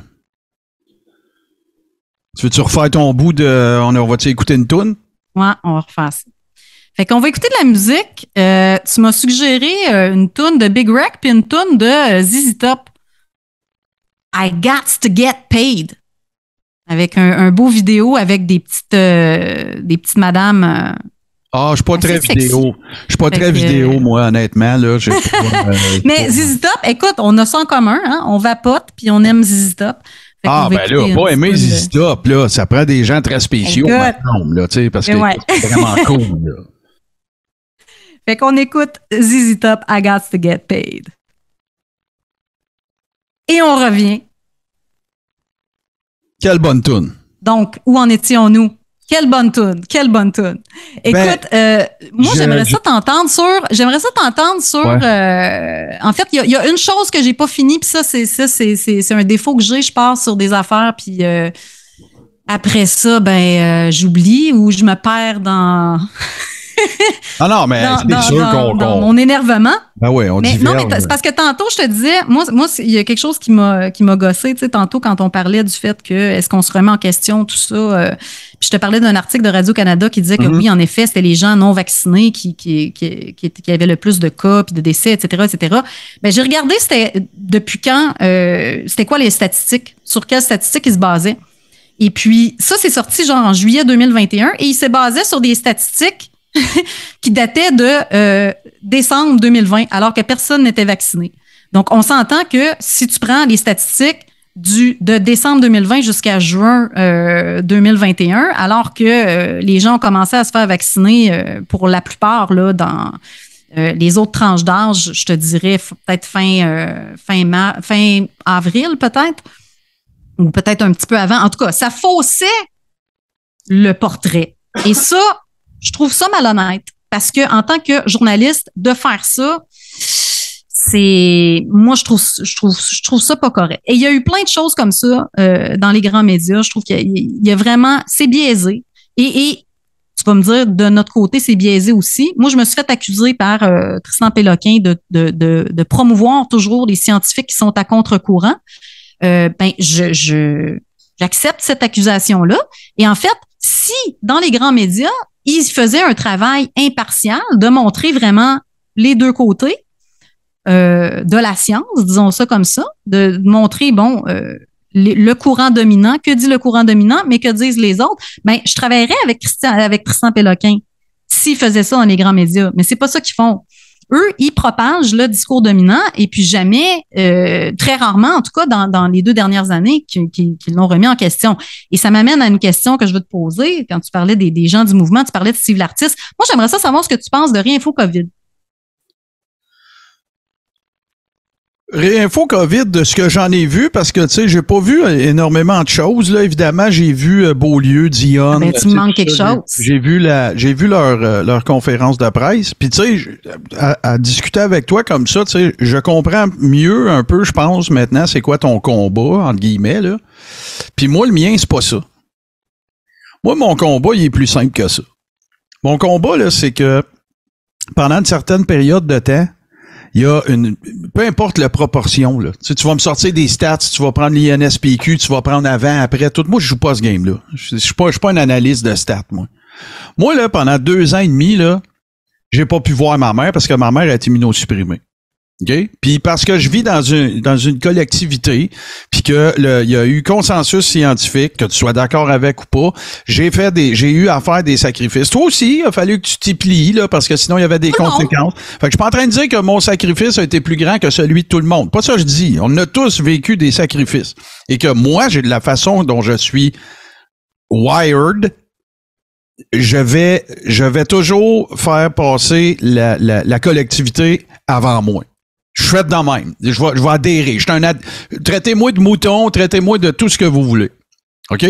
Puis pendant cette période-là, qu'est-ce qui est arrivé? Ben, c'est que il y a des plateformes, il y a des influenceurs, il y a des créateurs de contenu qui ont décidé de faire vraiment appelle ça comme tu veux, du cherry picking ou du nitpicking de ci, pis ça, pis ci, pis ça. Pis se sont produits des événements significatifs pendant ce temps-là. Il y a la fameuse vidéo d'Alexis Cossette-Trudel qui l'a mis à l'avant-plan, qui s'appelait Fraude statistique. Il y a eu la fameuse conférence de presse de Stéphane Blais. Ce sont des manifs. Il y a eu un plein d'affaires. Puis la fameuse manif du mois de septembre 2020, je pense, j'étais là. Il y en avait du monde. J'ai jamais dit, il était qu'au 3 ou 4. Non. Puis pendant que tout ça s'est déroulé, je pense qu'à un moment donné, ça s'est vraiment littéralement mis à chirer. Puis c'est même plus devenu à propos de la pandémie, c'est devenu quelque chose pour beaucoup de gens, ce que j'ai constaté, puis j'ai parlé avec bien du monde, j'ai rencontré plein de monde comme toi, c'est devenu un rendez-vous social de gens qui avaient peut-être pas eu de voix avant ou qui avaient choisi de ne pas parler ou des affaires comme ça. Et c'est plus devenu à propos de on peut-tu tout faire de quoi, toute la gang ensemble, pour que ça se règle, puis que moi, je puisse aller voir ma mère, puis que toi, tu puisses aller en voyage, puis qu'un autre puisse. Ça a complètement chiré et ça a pris des proportions qui se sont mis à concerner autre chose que la COVID ou la pandémie. Ça a pris des proportions à propos de diminuer la population mondiale à 500 millions, boire du sang d'enfant pour avoir la fontaine de jouvence. C'est devenu à propos d'un paquet d'affaires qui avait même plus rapport avec ça, le deep state. Mais tu penses pas que si il y avait eu justement de la place pour des débats publics, que ça aurait été moins pire? Oui, moi je suis en faveur d'un débat public, pas pendant, après. Ben non, mais c'est pas. Mais non, mais ça c'est absurde. Non, ça, on sera pas d'accord. On sera pas d'accord. Voyons donc. Réglons le problème, puis après ça. Ben oui, mais comment veux-tu régler un problème si on n'en discute pas? Si. Je veux dire, il y a visiblement, il y avait des gens qui disaient non, attends, puis pas des petits clowns, là. Et dès le départ, dès le début, attends 2 secondes. Parce que là, tu dis que, il y a des gens qui font du cherry picking. Hey, du cherry picking dans les grands médias, il y en a Regarde comment tu me ramènes tout le temps ça, là. Ben non, mais c'est toi qui en as parlé du cherry picking. C'est pas ça mon combat. Non, mais là, c'est parce que tu me dis. Non, mais attends, c'est parce que tu me dis que faut en parler après avoir réglé des affaires. Comment veux-tu régler quelque chose si t'en parles pas? Julie, pendant que tu fais mettons là, parce que t'as des mauvaises habitudes de santé, OK? Tu chopes un cancer. C'est-tu pendant que tu fais de la chimio, faut t'aller au gym pour te remettre en forme? Non, c'est la mauvaise comparaison. Pour moi, c'est la même analogie. Non, mauvaise comparaison. Parce que là, non, mais attends. Il y a d'un côté, tu as des gens, on va prendre juste l'exemple, par exemple, du masque. D'un côté, tu as des gens qui disent non, faut mettre le masque parce que oui, ça empêche la transmission, tout ça. C'est d'un autre côté, ça. Non, mais attends, je te donne un exemple, là. D'un autre côté, tu as des gens qui disent non, mais attendez, là, le masque, là. C'est non seulement c'est inefficace, mais en plus, ça cause des problèmes de santé. Est-ce qu'on peut avoir un débat sur le sujet et pour voir les morgelons, Non, mais attends, là, je te parle pas de ça, là. Je te dis. Tu dis au docteur Vadeboncoeur qui parle des masques, qui va dans l'actualité, qui en porte un pendant 8 heures par jour, puis qui fait la démonstration la plus simple possible que tu peux pas avoir, que c'est pas vrai que ça peut causer j'oublie la terminologie, qu'il n'y a plus d'oxygénisation de ton cerveau. Ben ça, c'est son opinion. Non, mais attends, c'est pas vrai parce que Vadeboncoeur l'a dit.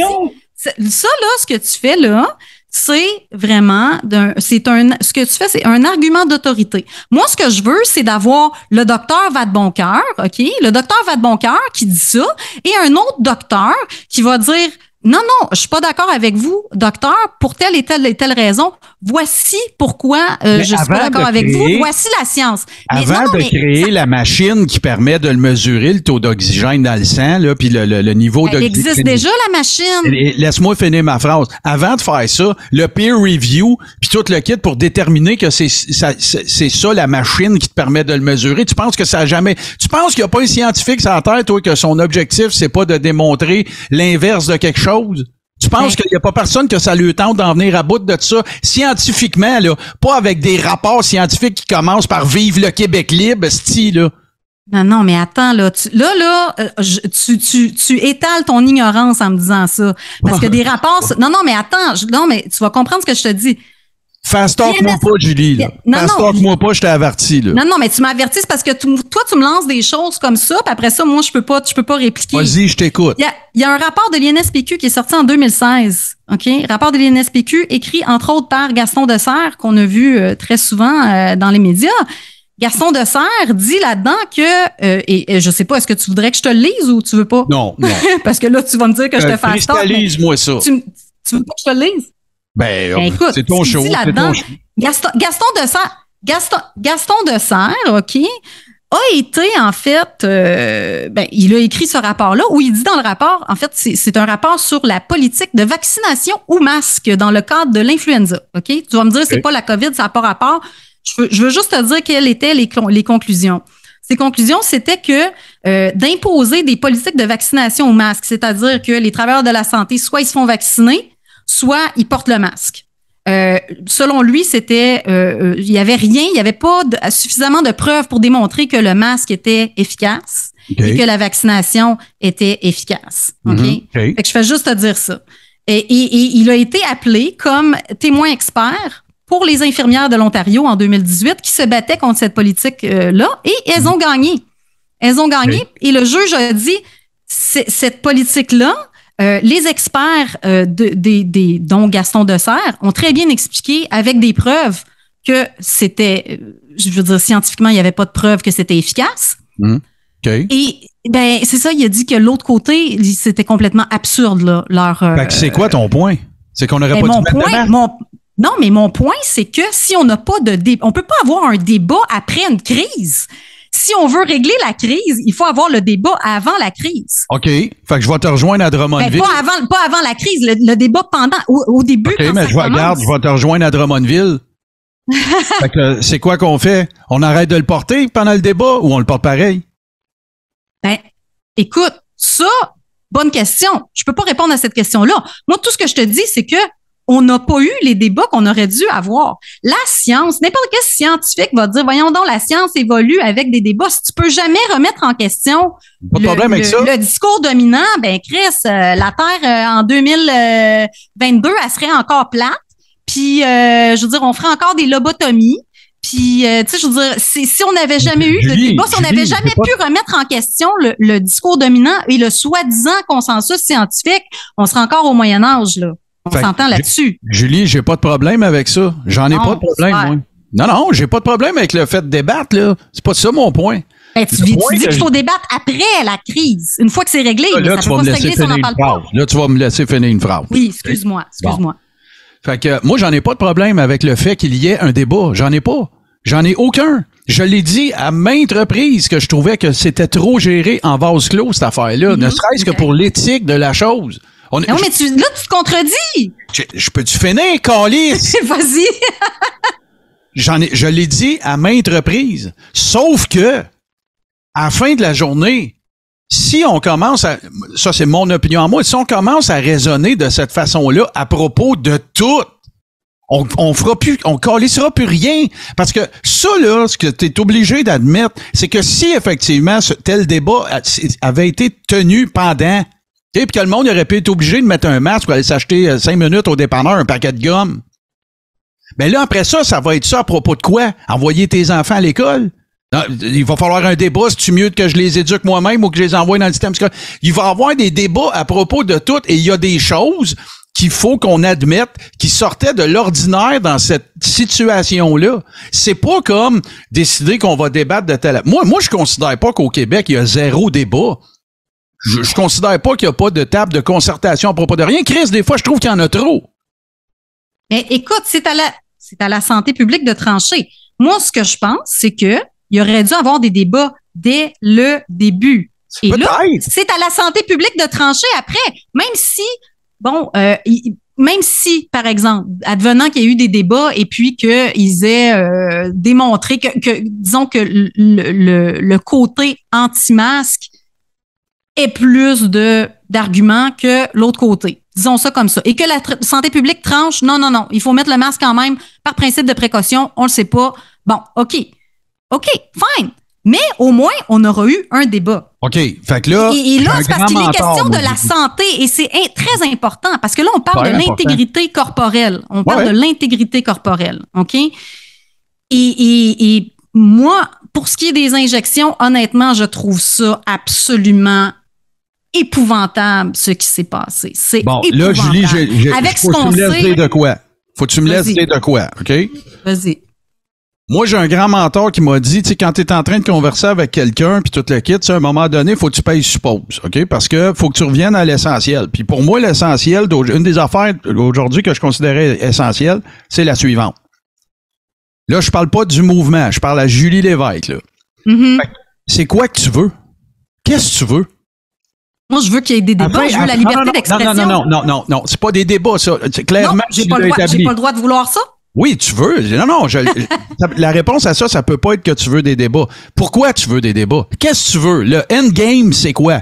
Qu'est-ce qui t'anime dans cette affaire-là? Est-ce que c'est parce que tu aurais voulu qu'il n'y ait pas de vaccin que tu considères que l'ARN messager, c'est complètement expérimental? Non. C'est quoi que tu veux? Moi, je veux la liberté d'expression, la liberté de choix. Je veux que les droits fondamentaux soient respectés. Moi, c'est ça qui m'importe, OK? Si je ne veux pas me faire injecter une affaire dans le corps, ça devrait être mon choix, OK? Et les raisons qu'on nous a sorties, tu parlais tout à l'heure, tu disais que moi, c'est la collectivité qui passe avant tout. Mais écoute, les gens dans le mouvement disent exactement la même chose, qui font pour la communauté. Donc, des deux côtés, on a des gens qui disent que ce qu'ils font, ils le font pour la communauté, dans le fond, ils le font pas pour eux. Il y a des gens qui ont perdu leur job, là. Ouais, je veux dire, il y a des gens qui, parce qu'ils se sont exprimés selon leur champ de compétences, ont perdu leur job. Mm-hmm. Parce qu'on leur a dit, vos propos sont complotistes, sans jamais le démontrer. C'est grave, là. OK, t'es en train de dire qu'il y a du monde qui ont perdu leur... Mais donne-moi un exemple. Ben, Patrick Provost, Nicolas Derome ont été suspendus. Je savais que tu me sortirais lui, c'est le plus récent. Son en d'autres. Patrice Trudeau, René Lavigueur. OK. Je veux dire, c'est des médecins, là, c'est des scientifiques, là. Ouais. Ben, je veux dire, il y en a. Puis ça, c'est ici, là. Je veux dire, on peut aller ailleurs. Non, moi, ailleurs, je comprends qu'on vit sur la planète Terre, là, mais tu sais, le ailleurs, tu sais, quand c'est rendu que la Fondation disait qu'une patente qui s'est passée en Nouvelle-Zélande ferait jurisprudence au Canada, là, on se calme, là. Non, mais attends, mais les jugements qui sont... je ne suis pas juriste et je ne donne pas d'avis juridique, mais quand il y a des jugements à l'international, ça peut avoir un impact, en effet, sur notre jurisprudence. C'est ce qu'on m'a dit. C'est ce que les avocats m'ont expliqué. Donc, c'est pas moi qui le dis, là, c'est des juristes. OK. Ben, regarde, on n'a pas de raison. Mais, tu sais, c'est parce que c'est important, là. C'est important, là, que, tu sais, que, OK, on parle de débattre, on parle de, tu sais, de c'est quoi qu'on veut de cette mouvance, tu sais, c'est quoi que les gens veulent, puis tout. Fait que moi, la question qui me brûle les lèvres, c'est, OK, mettons, là, il y aurait eu un débat. OK? Puis qu'à la fin du débat, peu importe pourquoi, là, du monde plus compétent que moi pis toi, là, il aurait dit, faut que tout le monde se fasse vacciner. Serais-tu allé? Ben, non, parce que... Oui, c'est ça mon point depuis le début. Ça va être d'autres choses après. Ça arrête jamais. Non, mais moi, je serais pas allé pour mes raisons personnelles, OK? pour mais des mettons, raisons... il y a lieu le débat. Allez-vous dire, ah ben là, c'est un débat faussé. Ils ont pris du monde biaisé. C'est ça qui serait arrivé. Mettons, oui, mais c'est souvent ça qui arrive aussi. Mais mettons... On jase dans le metonverse, là. Ouais. On est dans le metonverse. Mettons, il y en a un débat. Mettons que tous les scientifiques en présence te satisfont. T'es satisfaite de tous ceux qui sont là. C'est quelqu'un de Réinfo COVID ou whatever the fuck. Ouais. Tout le kit. Puis à la fin, là, le gars qui est de votre équipe, là, ou le gars qui a le discours divergent, il ressort de là puis il dit, ouais, faudrait vraiment que tout le monde se fasse vacciner. Ils ont raison. Il serait arrivé quoi? Écoute, je t'ai dit non, je t'ai répondu du tac au tac, bon, parce que moi, dans ma tête, c'est clair parce que, bon, ça fait quand même depuis 2010 là, que je m'informe à ce sujet-là et je peux te garantir qu'il n'y a jamais plus il y a quelque chose qui va se faire injecter dans mon corps. Moi, j'ai été vaccinée à maintes reprises, j'ai pas eu d'effet secondaire, fait que I don't have a dog in this fight, là, comme les Anglos disent. Moi, je suis un vrai pro-choix. Je suis pro-choix pour de vrai. Je suis pas d'accord avec le monde qui se font pas vacciner, mais je le suis pour vrai, là. C'est ça. Puis moi, tu veux y aller te faire injecter, vas-y. Tu sais, je veux dire, pour moi aussi, non, c'est la même chose. C'est un vaccin, là. C'est pas une aiguille de 8 pouces se faire injecter comme si on inséminait du bétail, là. C'est un vaccin. Écoute, ça, c'est une opinion je veux dire, il y a des gens qui utilisent le terme vaccin. Un vaccin, là, c'est quoi la définition d'un vaccin? Penses-tu que l'ARN messager, c'est un traitement expérimental? En fait, est-ce qu'il y a déjà eu des vaccins à ARN messager qui ont été utilisés pour des coronavirus? Non, je pense pas, parce que le coronavirus avant, il y en avait eu. Ça s'est pas sorti cette année nécessairement la terminologie coronavirus, là. Mais puis est-ce que pour toi c'est un traitement? Fait que donc oui, tu dis oui, c'est un traitement expérimental. Ben oui. Tu nies ce que le consensus scientifique dit à l'effet que non, c'est pas expérimental. Moi, je nie le fait qu'il existe un consensus scientifique. Bon, okay? Je nie ça. Je nie qu'il y a un consensus scientifique. De un. De deux, est-ce que c'est expérimental? Ben, on vient de le dire. Je veux dire, les vaccins à ARN messager contre des coronavirus, il n'y en a jamais eu par le passé. Okay, et pourquoi il n'y en a jamais eu? Et ça, c'est des experts qui l'expliquent très bien. Je résume ce que je comprends. Pour toi, dans le fait que puis c'est une analogie, là, OK? Prends pas ça pour... Moi, je considère pas que c'est un vaccin. OK.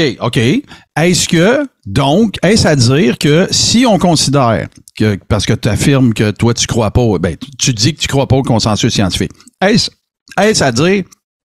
Parce qu'il n'existe pas. Est-ce à dire combien ça n'en prend qui sont pas d'accord pour que tu nies le consensus scientifique? Ben, c'est parce que. Mettons, il y en a 3. Mettons, il existe 100 000 scientifiques sur la Terre, mais il y en a 3 qui sont pas d'accord. Tu vas-tu dire qu'il n'y a pas consensus? Non, mais c'est parce que. C'est ça ma question. L'idée d'un consensus scientifique, dans ce cas-ci, là, même en général, OK? En général. Ça, c'est même, je sais pas si t'aimes Michael Crichton. Je sais pas si t'es du genre à lire ce genre de roman-là. J'en ai lu quelques-uns, mais j'ai pas Michael Crichton, Michael Crichton, c'est un médecin. Je savais pas ça, j'ai appris ça récemment. Mais lui, il dit, écoute, l'idée du consensus scientifique, c'est une absurdité. Les consensus sont politiques et ne sont pas scientifiques. Un consensus scientifique, c'est un non-sens. C'est un oxymore. C'est quelque chose qui n'existe pas. Je vais te dire ce que moi je dis. Moi, je pense que ce mouvement-là, je pense qu'il ne s'arrêtera pas à la simple pandémie. Je pense qu'il ne s'arrêtera pas à la COVID seulement. Je pense qu'il va continuer de d'éclore des créateurs de contenu, des sonneurs d'alerte, puis toutes ces affaires-là, OK? Et que on va arriver à un moment, puis je vais te dire ma crainte après ça, parce que ça, j'ai été très public par rapport à ça. Je pense qu'on va en arriver à un moment où est-ce que ça va en prendre juste un, puis que ça va être assez. Il y aurait 100 000 scientifiques, puis il y en aurait un qui ferait une vidéo sur YouTube puis qui dirait c'est pas vrai qu'est-ce qu'ils disent. Moi, je suis un scientifique, puis là, j'ai fait ça dans mon laboratoire puis tout le kit, puis ça va être assez pour partir le feu. Et ma crainte relative à ça, là, pas demain, pas dans 20 ans, mais ce que je m'imagine comme étant le worst case scenario, là, c'est une dystopie. Qu'il y ait du monde qui créent leur, tu sais, puis j'écoute la fondation, j'écoute le club des ambassadeurs, là, puis c'est comme aidez-nous à créer ce nouveau monde. Tu sais, je vois j'imagine des affaires là, puis je veux pas dire que ça va arriver. Ou est-ce que on va avoir notre système scolaire, on va enseigner tu sais, puis je prends un exemple. loin de moi l'idée. Mais tu sais, c'est déjà arrivé là des communautés qui se sont créées, qui avaient leur école, puis que je parle pas de la fondation, là, mais qui dirait, qui enseignaient que l'Holocauste n'est pas arrivé, que tu sais que telle affaire est pas arrivée, que la Terre est plate. Tu sais, moi c'est ça que j'appréhende le plus et j'espère que je me trompe vraiment. Parce que là on parle de médecine, on parle de santé publique, c'est une affaire, c'est hyper important. Mais est-ce que tu es conscient que l'industrie pharmaceutique est une industrie très très très puissante qui a énormément d'influence sur les gouvernements, sur les collèges des médecins, absolument. Ben non mais attends, mais sur toute la littérature scientifique. L'industrie pharmaceutique a énormément d'influence sur la littérature scientifique. Même que, je t'invite à lire le livre de Peter Gotcha, Remèdes mortels et crimes organisés. Peter Gotcha, c'est pas un ticoun, là. C'est lui qui est cofondateur de la librairie Cochrane. Et dans le fond, ce qu'il dit, lui, c'est que toute la littérature, on ne peut plus se fier, et il n'est pas le seul, hein, il dit qu'on ne peut plus se fier à la littérature scientifique parce qu'il y a vraiment beaucoup trop d'influence de l'industrie pharmaceutique. Mais qu'est-ce que tu réponds à Pierre-Yves McSwain qui dit que lui, le plan d'affaires de vendre des vaccins qui seraient nocifs pour la population, il fait juste pas de sens. Tu penses pas que l'action va dropper, là? Non, mais attends. Écoute, ça, c'est une autre question. Je veux juste finir mon point là-dessus. Mm-hmm. L'industrie pharmaceutique a énormément d'influence sur toute la littérature scientifique, sur la communauté scientifique, sur les médecins, la pratique médicale. Je veux dire, les livres de pratique médicale sont financés par l'industrie pharmaceutique. Il y a des gens, au moins 4 rédacteurs en chef de 4 grandes revues scientifiques qui l'ont dit. Les revues scientifiques, ce sont la branche de marketing de l'industrie pharmaceutique. Ça, c'est pas moi qui le dis, c'est des gens du milieu. Penses-tu que l'industrie pharmaceutique vend des produits qui sont nocifs pour la santé des gens? Ben, il y en a que oui. Je veux dire, il y a plein d'exemples dans l'histoire. Et c'est justement pourquoi je t'invite à lire le Je te parle pas de la thalidomide puis de ce qui a été découvert. Je te dis en ce moment, là, tu sais, délibérément, là, que pour les rendre malades puis que ça leur fasse prendre un autre médicament qu'ils sont en train de mettre au point puis tout le kit. Je pense pas que ce soit nécessairement délibéré. Moi, je pense que, et ça on le sait, il y a beaucoup de biais dans les essais cliniques. Souvent, ils vont manipuler les données, les résultats. Ah, tu veux dire, ils font comme le docteur Raoult un peu, là? Qu'est-ce qu'il a fait, le docteur Raoult? Ben là, Julie, non, mais c'est parce que tu dis qu'il manipule des données. Quelles données il a manipulées? Ça a été documenté, écoute, par Alex Sam, qui est un scientifique, lui, avec. Oh, regardons ça. Non, mais lui, il a plus de qualifications que Raoult, par exemple. Il est meilleur que Raoult. Il a un meilleur pédigree que Raoult. Ben, toi, tu le sais. Ben, je te pose la question. Non, je sais pas c'est qui, moi, Alex Sam. J'utilise ta méthode, là. Ben, moi, j'en doute. Ben, donc, Alex Sam a débunké Didier Raoult et oui. ça veut dire que ça, c'est Didier Raoult a été débunké. Puis ça finit là. C'est ça que tu me dis. Non, je fais juste dire que j'ai des doutes. Que oui. T'as des doutes que... Puis ça, oui, il a été débunké, ben oui. Fait que c'est assez. Par qui donc? Par qui déjà? C'est qui ça, Alex Sam? C'est quoi son pedigree à lui? C'est un biologiste bionucléaire, je pense, puis il administre des tests spéciaux. Non, les compétences. Mais regarde là, c'est en train de le faire la démonstration exactement de ce que je dis qu'on vous reproche. Ça en prend juste un. Moi, j'en ai juste un. C'est Alex Sam. C'est un diplômé. Il n'y a pas consensus. Ben voilà. Fait que exactement. Je m'insurge. Non, mais c'est parce que on joue une game, là. C'est une joute verbale, là. Ben toi, tu me dis que lui a débunké l'autre. Parfait. Mais quand tu dis que ça en prend juste un, ben justement, je me rappelle pas qui a dit ça, mais il disait ça en prend juste un, qui le démontre avec des preuves scientifiques. C'est juste ça que ça prend. Ça prend une personne qui dit, attends une minute, là, comme Galilée, par exemple, hein? Sors-moi pas Galilée. Ben oui, mais c'est un exemple. Stéphane Blais nous a déjà dit en entrevue. Stéphane Blais nous a dit c'était la langue lui a fourchu, j'en suis sûr. Il nous a déjà dit en entrevue, je me souviens plus des chiffres exacts là, qu'il avait utilisés, mais tu sais, il a dit s'il y a 1000 personnes qui disent garoche-toi en bas, moi ça en prend juste un pour pas que je me garoche. C'est l'expression exacte et intégrale de ce que je suis en train d'essayer de te dire. C'est que il va y avoir des mouvances de ce genre-là, de la création de... Moi, là, j'ai rien contre un sonneur d'alerte. Au contraire. Tu sais, écoute, je peux t'en sortir. Moi aussi, on va sortir le Watergate, on va sortir... Raoult, c'est pas un lanceur d'alerte, selon toi? Sauf que... Raoult, Perron, c'est pas des lanceurs d'alerte? Sauf que... Quand tu arrives au bout de ce processus-là, moi, je considère, ça c'est mon opinion, je ne suis pas un scientifique, je ne suis pas diplômé de ça, mais moi, dans ma vie, je suis heureux avec le concept que s'il y a un nombre significativement plus grand de gens qui ont des compétences comparables, qui déterminent qu'une chose est supérieure à l'autre, je vais me concentrer sur ça plutôt que le 1 ou 2 ou 3 ou whatever le chiffre que tu vas me sortir qui va dire non, c'est pas bon. Et surtout basé sur le fait que je constate au bout de 2 ans qu'on a l'air d'être en train d'endiguer ça. C'est pas plus dur que ça. C'est that's it, that's all. Moi, j'appelle ça du monde qui aime pas la crème glacée à vanille. Donc là, tu m'as confirmé que tu comprenais, que tu es d'accord avec moi avec les conflits d'intérêts, tout ça. Et puis, tu fais abstraction totalement des conflits d'intérêts de l'industrie pharmaceutique avec ce que tu viens de me dire. Parce que tu viens de me dire que... Non, j'en fais pas abstraction. Ben oui, mais... J'en ferai pas une plateforme sur laquelle je vais solliciter des dons. C'est ça mon point. Je comprends pas, là. Je comprends pas le rapport.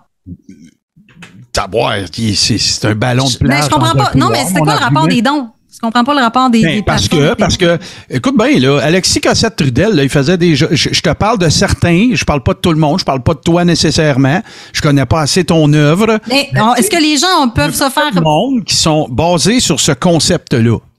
Basés sur le concept de j'ai envie de dire la négation du consensus, mettons, là. Basé là-dessus, je dis pas que tout est à propos de ça, qui ont développé des plateformes sur lesquelles ils sollicitent des dons pour, soi-disant, continuer ce travail important-là. Je suis pas d'accord, moi, avec eux autres. Je suis pas d'accord avec... T'es pas d'accord avec le fait que les gens demandent des dons pour la production de leur contenu. Toi, ton contenu, c'est, nous autres, on écoute... Tu vas m'emmener sur toi, Non, mais tu fais la même chose, non? Non, je vends du contenu. Tu vends du contenu, OK. Je le donne pas. Excuse-moi. Fait qu'il y a du contenu que je propose qui est gratuit, puis il y a du contenu que je vends. Mais je refuse les dons. Mais c'est quoi la différence? C'est quoi la différence entre... écoute, moi je force elle personne. Elle est énorme, la différence. Elle est énorme. Ouais, mais moi, je force personne. Moi, je produis du contenu, puis si tu trouves ça bon, puis que tu veux m'encourager, tu me donnes l'argent, puis that's it. Puis je suis vraiment pas riche, je roule pas sur l'or, là, on s'entend, là. Je suis pas millionnaire non plus, je peux te le dire. Bon, c'est ça. Fait que moi, je fais ça parce que moi, je fais ce que j'aime, puis écoute, il y a du monde qui apprécie ce que je fais, puis qui veulent m'encourager. Mais tant mieux. Moi, j'ai un problème avec ça. J'ai un problème avec quelqu'un qui ne revient jamais sur les affirmations du passé. J'ai un problème avec ça, moi. Là, tu parles de qui exactement? Je parle de n'importe quelle plateforme, qu'elle soit de ton bord, mon bord ou peu importe. J'ai un problème avec ça. C'est l'impunité, l'absence d'humilité, de recul. Je parle pas de toi, là. Je parle en général de beaucoup de gens qu'on suit depuis 2 ans. Tu sais, écoute, là, on est en 2020. Ah là, moi là, la raison pour laquelle on finance, prends l'exemple de la fondation, la raison pour laquelle on finance Vaccine Choice Canada puis l'initiative de Rocco Galati, c'est parce que c'est un plan B. Comme ça, si ça marche pas notre poursuite au Québec, là eux autres vont faire la leur, ça va créer jurisprudence. Puis là, bon, attends un peu là, je vais intervenir. Ouais, je pense que c'est moi là, c'est peut-être ma connexion à moi là. Je comprends pas. Ça sera pas long. OK, tu m'as dit, ça va, là, je t'ai perdu après, ça va peut-être faire jurisprudence? Oui, c'est ça. La poursuite, le fait de financer Vaccine Choice Canada, c'est un plan B dans l'objectif si la nôtre fonctionne pas, il va en avoir une autre. Puis si elle est remportée, ça va faire jurisprudence. Ça fait 2 ans de ça. Il n'y a eu aucune avancée. Rocco Galati a fait un copier-coller de ce poursuite-là. Il est allé au BC avec, puis il s'est fait dire c'est trop incompréhensible pour que la Cour l'entende. Il y a personne qui explique ça à personne de ceux qui ont fait des dons, justement. Moi, toujours bien, si je vends du contenu, puis si je te dis qu'il va y avoir un show mardi soir, sacrément, il est là. Écoute, moi, je vais te dire, honnêtement, pour ce qui est de la poursuite de Rocco, je pensais qu'il y avait eu des mises à jour qui avaient été faites là-dessus. Moi, personnellement, j'en ai écouté une, justement, de Action for Canada qui en a parlé. Oui, c'est celle-là, là, celle de BC, là. C'est la même que celle qui a été présentée par Vaccine Choice Canada en Ontario, qui n'a pas vu le plancher d'une cour encore, là. Ben, écoute, je suis d'accord avec toi, mais est-ce que le problème, c'est les gens qui font les recours? Moi, je vais te dire personnellement, je suis encore, tu sais, comme je te dis, je collabore encore avec la Fondation. Il y a 2 semaines, j'ai fait de la recherche pour des requêtes préliminaires du gouvernement. Donc, le gouvernement fait tout pour que moi, c'est l'impression que j'ai, là. Peut-être que c'est pas ça. Peut-être que le recours, il est juste mal écrit. Je sais pas. Je peux pas juger de ça. Mais. En tout cas, tu peux le dire parce que c'est ce qu'un juge a dit, là. C'est documenté, là. Ça a l'air. Que la poursuite est mal écrite? Ben oui, c'est pour ça qu'elle a été rejetée. La poursuite de recours? Non, oui. On parle de la poursuite de recours. Là, je te parle d'une autre poursuite, là. Je parle d'une autre poursuite ici au Québec contre le gouvernement du Québec. Et c'est ça, il y a tout plein de requêtes préliminaires. Écoute, même à un moment donné, on écrivait là, tel lien fonctionne pas, puis ça, c'est pas la bonne page, c'est pas le bon lien. C'était le bon lien, le lien était fonctionnel. Fait que je sais pas où c'est qu'ils ont pris ça. Moi, j'ai l'impression qu'ils font tout pour retarder. C'est mon impression. C'est peut-être pas le cas, mais en tout cas. Écoute, je pense que c'est le temps qu'on fasse une petite pause. Moi, je suis prête à continuer. Je m'étais dit au début, on va parler 1 heure, mais là. Ben moi, il va falloir que je quitte éventuellement, mais j'aurais, si tu veux clore sur une chanson, pas de problème, parce que j'ai une dernière question pour toi. OK. Ça, là, puis je te promets que je t'interromprai pas. Parce que moi aussi, j'ai fait quelques recherches, puis je veux te questionner sur un sondage que tu qualifies toi-même, je pense que c'est toi, là. Ce sondage est une initiative de la Fondation pour la défense des droits et libertés du peuple. Pour toute question ou commentaire, veuillez écrire, blablabla. Tout ça, c'est sur ta page, sur ton c'est sur ma page. Ouais. Et là, ce que vous cherchez, c'est des anomalies qui se seraient déroulées lors des élections du 3 octobre. En effet. Et je comprends que là, tu as été mandaté ou que c'est une initiative plutôt de la Fédé La Tapouette, mais c'est quoi? En fait, je vais te dire, je vais être très honnête, je vais divulguer la vérité. C'est moi qui ai eu l'idée. J'ai appelé Stéphane, je dis est-ce que tu es d'accord pour qu'on fasse ça, pour essayer de recueillir des témoignages. Puis il m'a dit oui. Donc, puis là, est-ce à dire de la Fondation. Donc je comprends. Est-ce à dire que c'est parce qu'il y a des soupçons qu'il y aurait eu des anomalies pendant les élections du 3?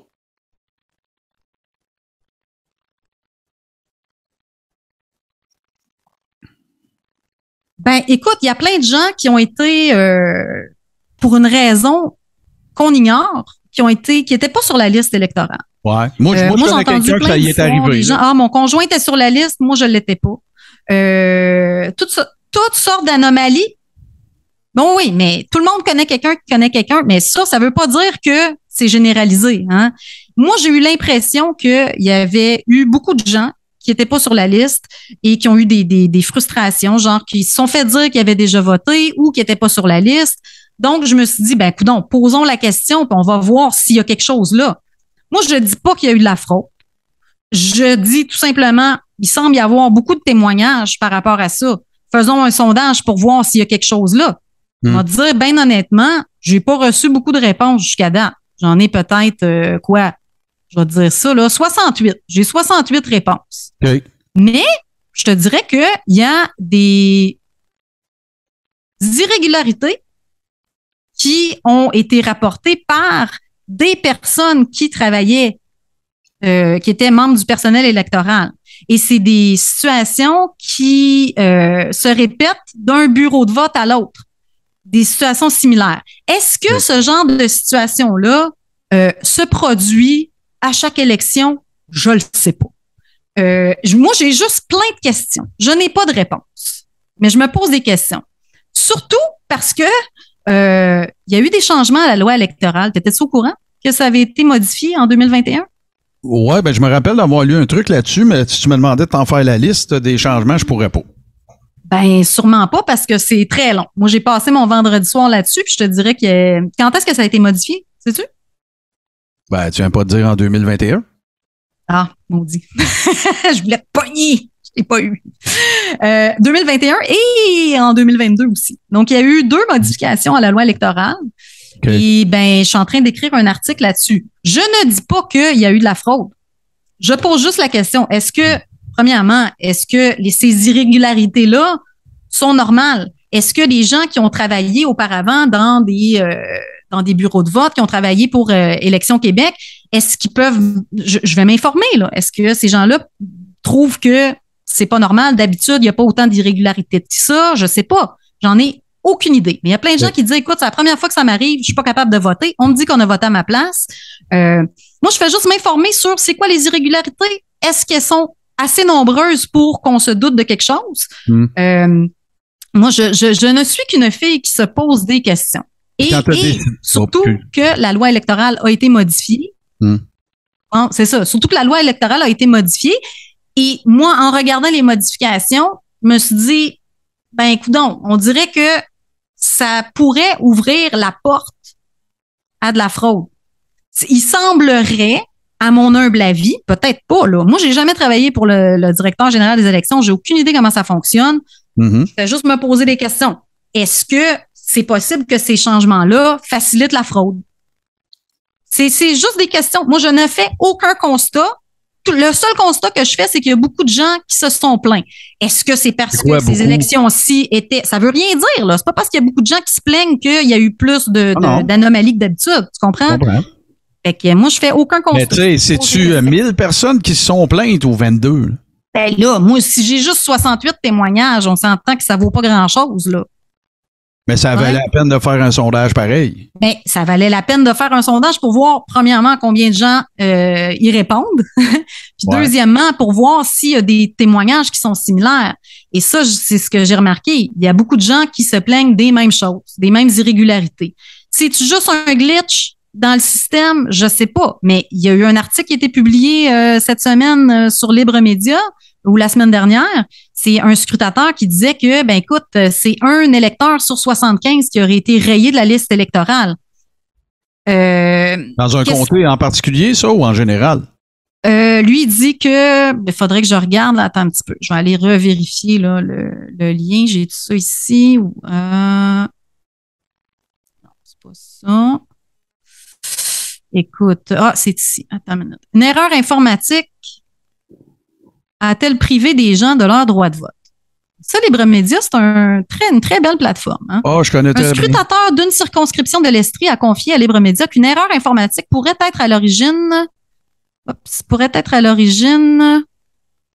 de l'impossibilité pour des milliers d'électeurs répartis dans tout le Québec d'exercer leur droit de vote. Il dit, c'est environ une personne sur 75 qui semble avoir complètement disparu de la liste électorale la journée du 3 octobre dernier.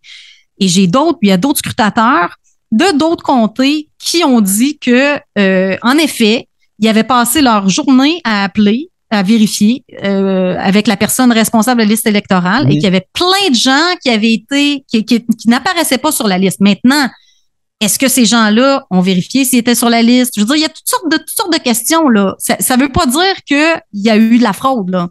J'ai une dernière question par rapport à ça. C'est quand même, si il y a eu un problème informatique qui a empêché une personne sur 75 de voter, on s'entend que c'est grave, là. Ouais, mais tu sais, on sait pas non plus on sait pas si. Mais que ce soit voulu ou non. Mais se sont-ils mal enregistrés? Se sont-ils, tu sais, il y a pas. Non, on parle d'un problème informatique. On parle d'un problème informatique qui aurait privé une personne sur 75. Donc, est-ce que c'est juste un problème informatique? Si c'est ça, il faut le régler. Il faut se poser des questions. On s'entend. Et là, tu parles à une fille qui n'a pas voté, hein, en passant. Moi, je ne crois pas au système électoral. Je n'ai pas voté. Donc, j'ai rien à gagner là-dedans, là. Parce que moi, je trouve les questions du sondage, tu sais, encore une fois, tu sais, moi aussi, je pose des questions. Tu sais, ça a été donc épouvantable de dire à quelqu'un que c'était donc la question à ne jamais poser à personne il y a 1 an et demi pour plein d'influenceurs, si on veut, du mouvement anti-mesure, de demander à quelqu'un s'il était vacciné. C'est épouvantable. Le passeport vaccinal, c'est dégueulasse. Ça n'a pas d'allure. C'est de l'invasion de la vie privée. Puis là, on s'en va vers l'identité numérique puis tout le kit. Puis eux autres, je vous demanderais au monde de dire pour qui ils votent, leur courriel puis leur téléphone. Non. Attends. Le numéro de téléphone, il est facultatif. Et ça, c'est pour vérifier. Pourquoi rendre ça facultatif? Non, attends. Pourquoi vous lui demandez ça? Moi, la personne, je la force pas à me donner son numéro de téléphone. Moi, Et c'est très clair, si tu as lu l'introduction au début. Bien lu. Ben, c'est ça. Ben, je dis que... Vous dites parce que vous voulez vous assurer de la véracité des documents. Ouais, je comprends. C'est ça. Comprends, moi, si quelqu'un me dit, moi, je suis scrutateur et voici ce que j'ai constaté, moi, en tant que journaliste, là, si je veux utiliser ce témoignage-là, ben, je vais vérifier avec la personne avant. Donc, moi, j'ai un devoir de vérifier cette personne-là. Est-ce qu'elle me dit la vérité? Est-ce qu'elle a vraiment été scrutateur ou scrutatrice? Je peux pas juste me fier sur tu comprends? La personne n'est pas obligée de me donner son numéro de téléphone, non. Je la force pas. Et je demande, on demande pour qui vous avez voté. Est-ce que vous voulez répondre ou pas? Les gens sont pas obligés de répondre. Ouais. Moi, je fais ça à titre d'information. Je veux avoir une idée. Je veux avoir une idée de ça. Okay. Qui me répond? Qui répond à mon sondage? Est-ce que c'est juste du monde qui voulait voter PCQ? Est-ce que les gens sont vraiment pas obligés de donner cette information-là? Je suis très consciente que c'est une information que les gens n'ont pas à divulguer. Donc, les gens sont libres de le dire ou non. Moi, je force personne. Bon, ben encore une fois, écoute, la Fédélate Pouette va faire la démonstration de son grand désir de défendre les libertés fondamentales de... Je pense pas que c'est important de vérifier si y a eu la si faute. c'est oui, je suis pas en désaccord. Si c'est 1 sur 75, tu sais, ça représente quand même pas mal de monde, là, c'est sûr. Puis, écoute, la preuve, tu sais, je sais pas qu'est-ce que t'as pensé de la fameuse madame qui était dans le bureau d'élection de Gouin, là, tu sais, qui refusait que les journalistes prennent GND en photo pendant que, en tout cas, ça avait l'air on l'a présenté, nous autres, cette affaire-là, ça avait l'air d'un méchant power trip, là. Mais en tout cas, regarde, c'est clair, de toute façon, que dans l'histoire de l'humanité, tu sais, une élection en soi, de mobiliser autant de gens, de les faire se rendre à quelque part, de compter leurs bulletins, tout le kit, ça doit être pratiquement impossible qu'il n'y ait pas d'erreur, là, tu sais, bon, mais si tu prives d'un droit de vote une personne sur 75, c'est quand même drôle, pareil, que, tu sais, la personne qui fasse ce sondage-là soit quelqu'un qui ne s'est pas prévalu de ce droit-là de voter. Ben, ça, au contraire, je pense que ça assure, si on veut, comment dire, l'impartialité. Si j'avais voté, ben, tu veux le sondage aurait été fait par une personne qui est partiale. On repassera pour l'impartialité. Tu as dit toi-même que tu ne croyais pas au système électoral, puis là, tu veux prouver que il y a de la partialité. Il y en a, là. Tu pars en disant, j'y crois pas, là. Ben oui, je suis d'accord avec toi là-dessus. Sauf que moi, comme je disais, j'ai rien à gagner là-dedans, là. Moi, mais t'as rien à perdre non plus parce que j'ai rien à perdre non plus. Moi, ce que je veux, c'est je veux vérifier est-ce qu'il y a eu potentiel fraude. Est-ce qu'il y a eu un potentiel de fraude? Moi, c'est ça ma question. Donc, tu veux confirmer si tu fais bien de pas croire à ce système-là. C'est de la partialité, ça. Non, que peu importe les réponses que je vais recevoir, peu importe qu'il y ait eu de la fraude ou non, j'y crois pas à ce système-là. Et moi, je me fais un devoir. Oui, moi, j'avoue que je suis biaisée. Il y a des journalistes qui vont dire non, moi, je suis impartial, tout ça. Je sais que je suis biaisée. Je pense pas qu'il y ait personne dans l'humanité. Tu peux pas être biaisé. Tu peux pas être biaisé. Mais non, ça n'existe pas, ça. Fait que moi, la neutralité journalistique, je n'y crois pas. Par contre, j'essaie d'être fair. J'essaie d'être le plus neutre possible. OK? J'essaie d'être fair. Je suis pas parfaite. Puis je sais que j'ai des biais, mais j'ai pas moins de biais, ben peut-être, que Tristan Péloquin ou Patrick Lagacé. Ben là, moi, je suis pas là pour... Ben non, Tristan, c'est ton ami. Je suis pas là pour... Ben oui, mais regarde, là. Non, mais... Stéphane Blais, c'est pas ton ami, Julie, tu sais. Ben oui, exactement. Ben exactement, c'est ça. Ben exactement. Je veux dire, c'est ça. Ça, c'est un ton accusateur, tu sais. Regarde, non, mais t'as des amis, là, tu sais. Ben, non, mais je sais, mais gars, justement, c'est ça le problème. D'un côté, on accuse l'autre côté de vivre dans des chambres d'écho. Les deux, on vit dans des chambres d'écho. OK, là, attends un petit peu. Là, on va régler, ça va être ça ma conclusion. On va régler une autre affaire. Jamais n'ai-je dit que nous ne vivions pas de notre côté dans une chambre d'écho si je parle de ménage du dimanche. Jamais. On n'a jamais eu cette prétention-là. On fait toujours semblant. Même mon cousin Tommy dit la même affaire, encore mieux que moi. Il dit, pensez qu'il y a 0% de corruption, c'est aussi cave que de penser qu'il y en a 100%. Ben, exactement, bon, exactement. Là, là-dessus, fait que ça, s'il y a accusé de toi, j'ai dit, s'il y a un message sur lesquels j'aimerais laisser les gens, en te remerciant de m'avoir reçu. S'il y a un message sur lequel j'aimerais laisser les gens, c'est avant de penser, puis je suis prêt à concéder que moi aussi, j'ai peut-être de l'amélioration à avoir, mais je pense que je suis pas mal au courant de ce que tout le monde publie puis diffuse, OK? Mais si, dans votre tête, vous avez le sentiment que Ménage du dimanche est une page de vendu, payée par financée par le gouvernement, un outil de propagande à logo, là, ben, moi, la seule affaire que je vais vous dire, c'est qu'avant d'affirmer ça, venez faire un tour. Parce que c'est puis probablement que ça t'arrive à toi aussi. Je veux pas nous rendre spécial, là, mais on se fait accuser d'affaires qui ont aucune espèce de sens et pour lesquelles on a déjà fait la démonstration qu'on était contre ça. Fait que moi, c'est la seule affaire. Le reste, que le monde soit pas d'accord avec moi, c'est bien correct, il y a pas de problème. Il y a même des pages pro-mesure qui sont pas d'accord avec nous autres. Aucun problème avec ça. C'est faire ta tête, c'est à toi les oreilles, j'ai aucun problème avec ça. Ce que je refuse, c'est d'être affublé d'affaires que les gens prétendent qu'on dit ou qu'on fait qui sont fausses. Ça me dérange. Ben, moi aussi, ça me dérange, mais ça me dérange surtout que les grands médias, toi, c'est correct. Toi, je veux dire, vous autres, vous avez une page, vous faites vos trucs, vous prétendez pas journaliste ou quoi que ce soit. Non. Moi, ce qui me dérange, c'est quand les grands médias accusent des scientifiques de partager des propos trompeurs et faux et de les traiter de complotistes sans jamais en faire la démonstration de leurs preuves et de dire sur quoi ils se basent pour dire ça. Mais moi, ma question en terminant, Martin. Oui. Est-ce que tu as lu mes textes sur les vaccins? J'en ai lu quelques-uns, mais je te ferai pas à croire que je les ai tous lus. Non. OK. Mais écoute, tu peux pas tous les avoir lus anyway, j'en ai écrit pas mal. Là. Mais je me posais la question. Je me posais la question parce que je me dis, ben moi, tu sais, tu dis qu'on vous accuse de toutes sortes d'affaires. Je pense, moi, c'est je veux pas dire toi nécessairement. Non, je sais, mais quand je dis on là, c'est pas moi pis toi, là. C'est des deux côtés. Il y a plein d'accusations sans preuve et c'est vraiment moi je suis tannée de cette division là, du fait qu'on peut pas se parler, on n'est pas capable de se parler, on n'est pas capable de discuter. Moi je trouve qu'on a eu une belle discussion, c'était très je pense qu'on a fait la démonstration que c'est possible. Exactement.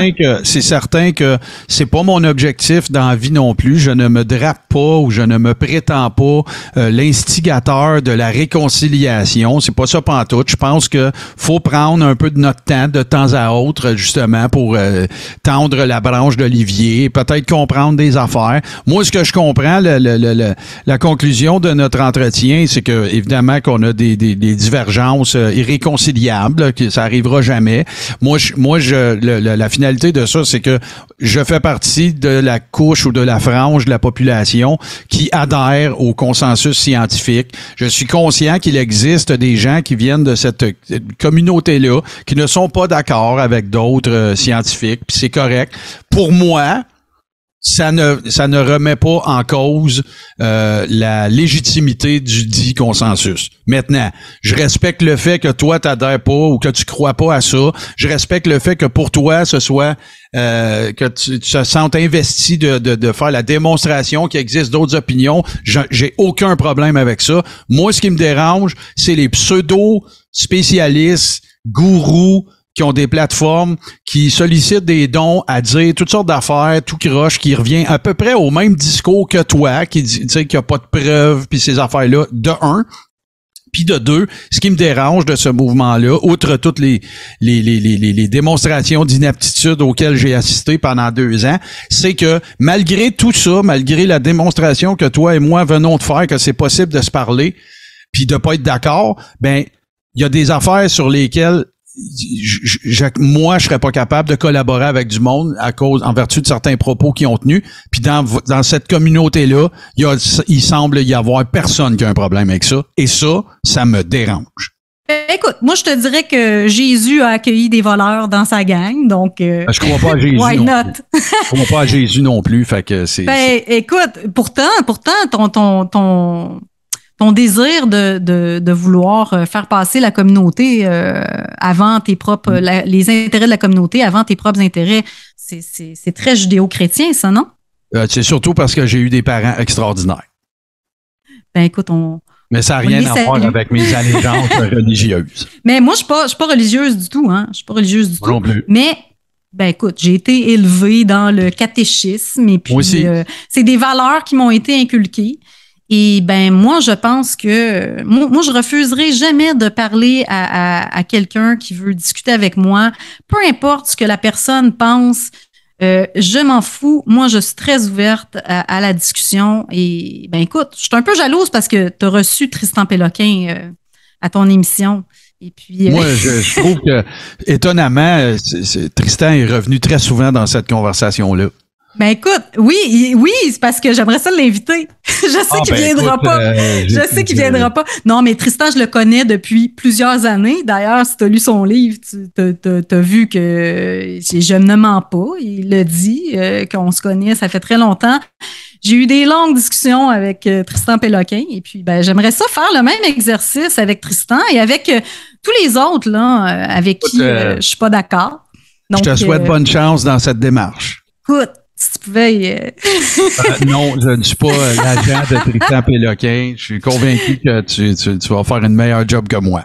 Ouais, ben écoute, merci Martin. J'aurais aimé ça qu'on écoute plus de musique puis qu'on parle plus de nos points communs, mais bon, regarde, c'est parti dans une autre direction puis c'est bien correct. Bon, je pense que c'était un peu prévisible qu'on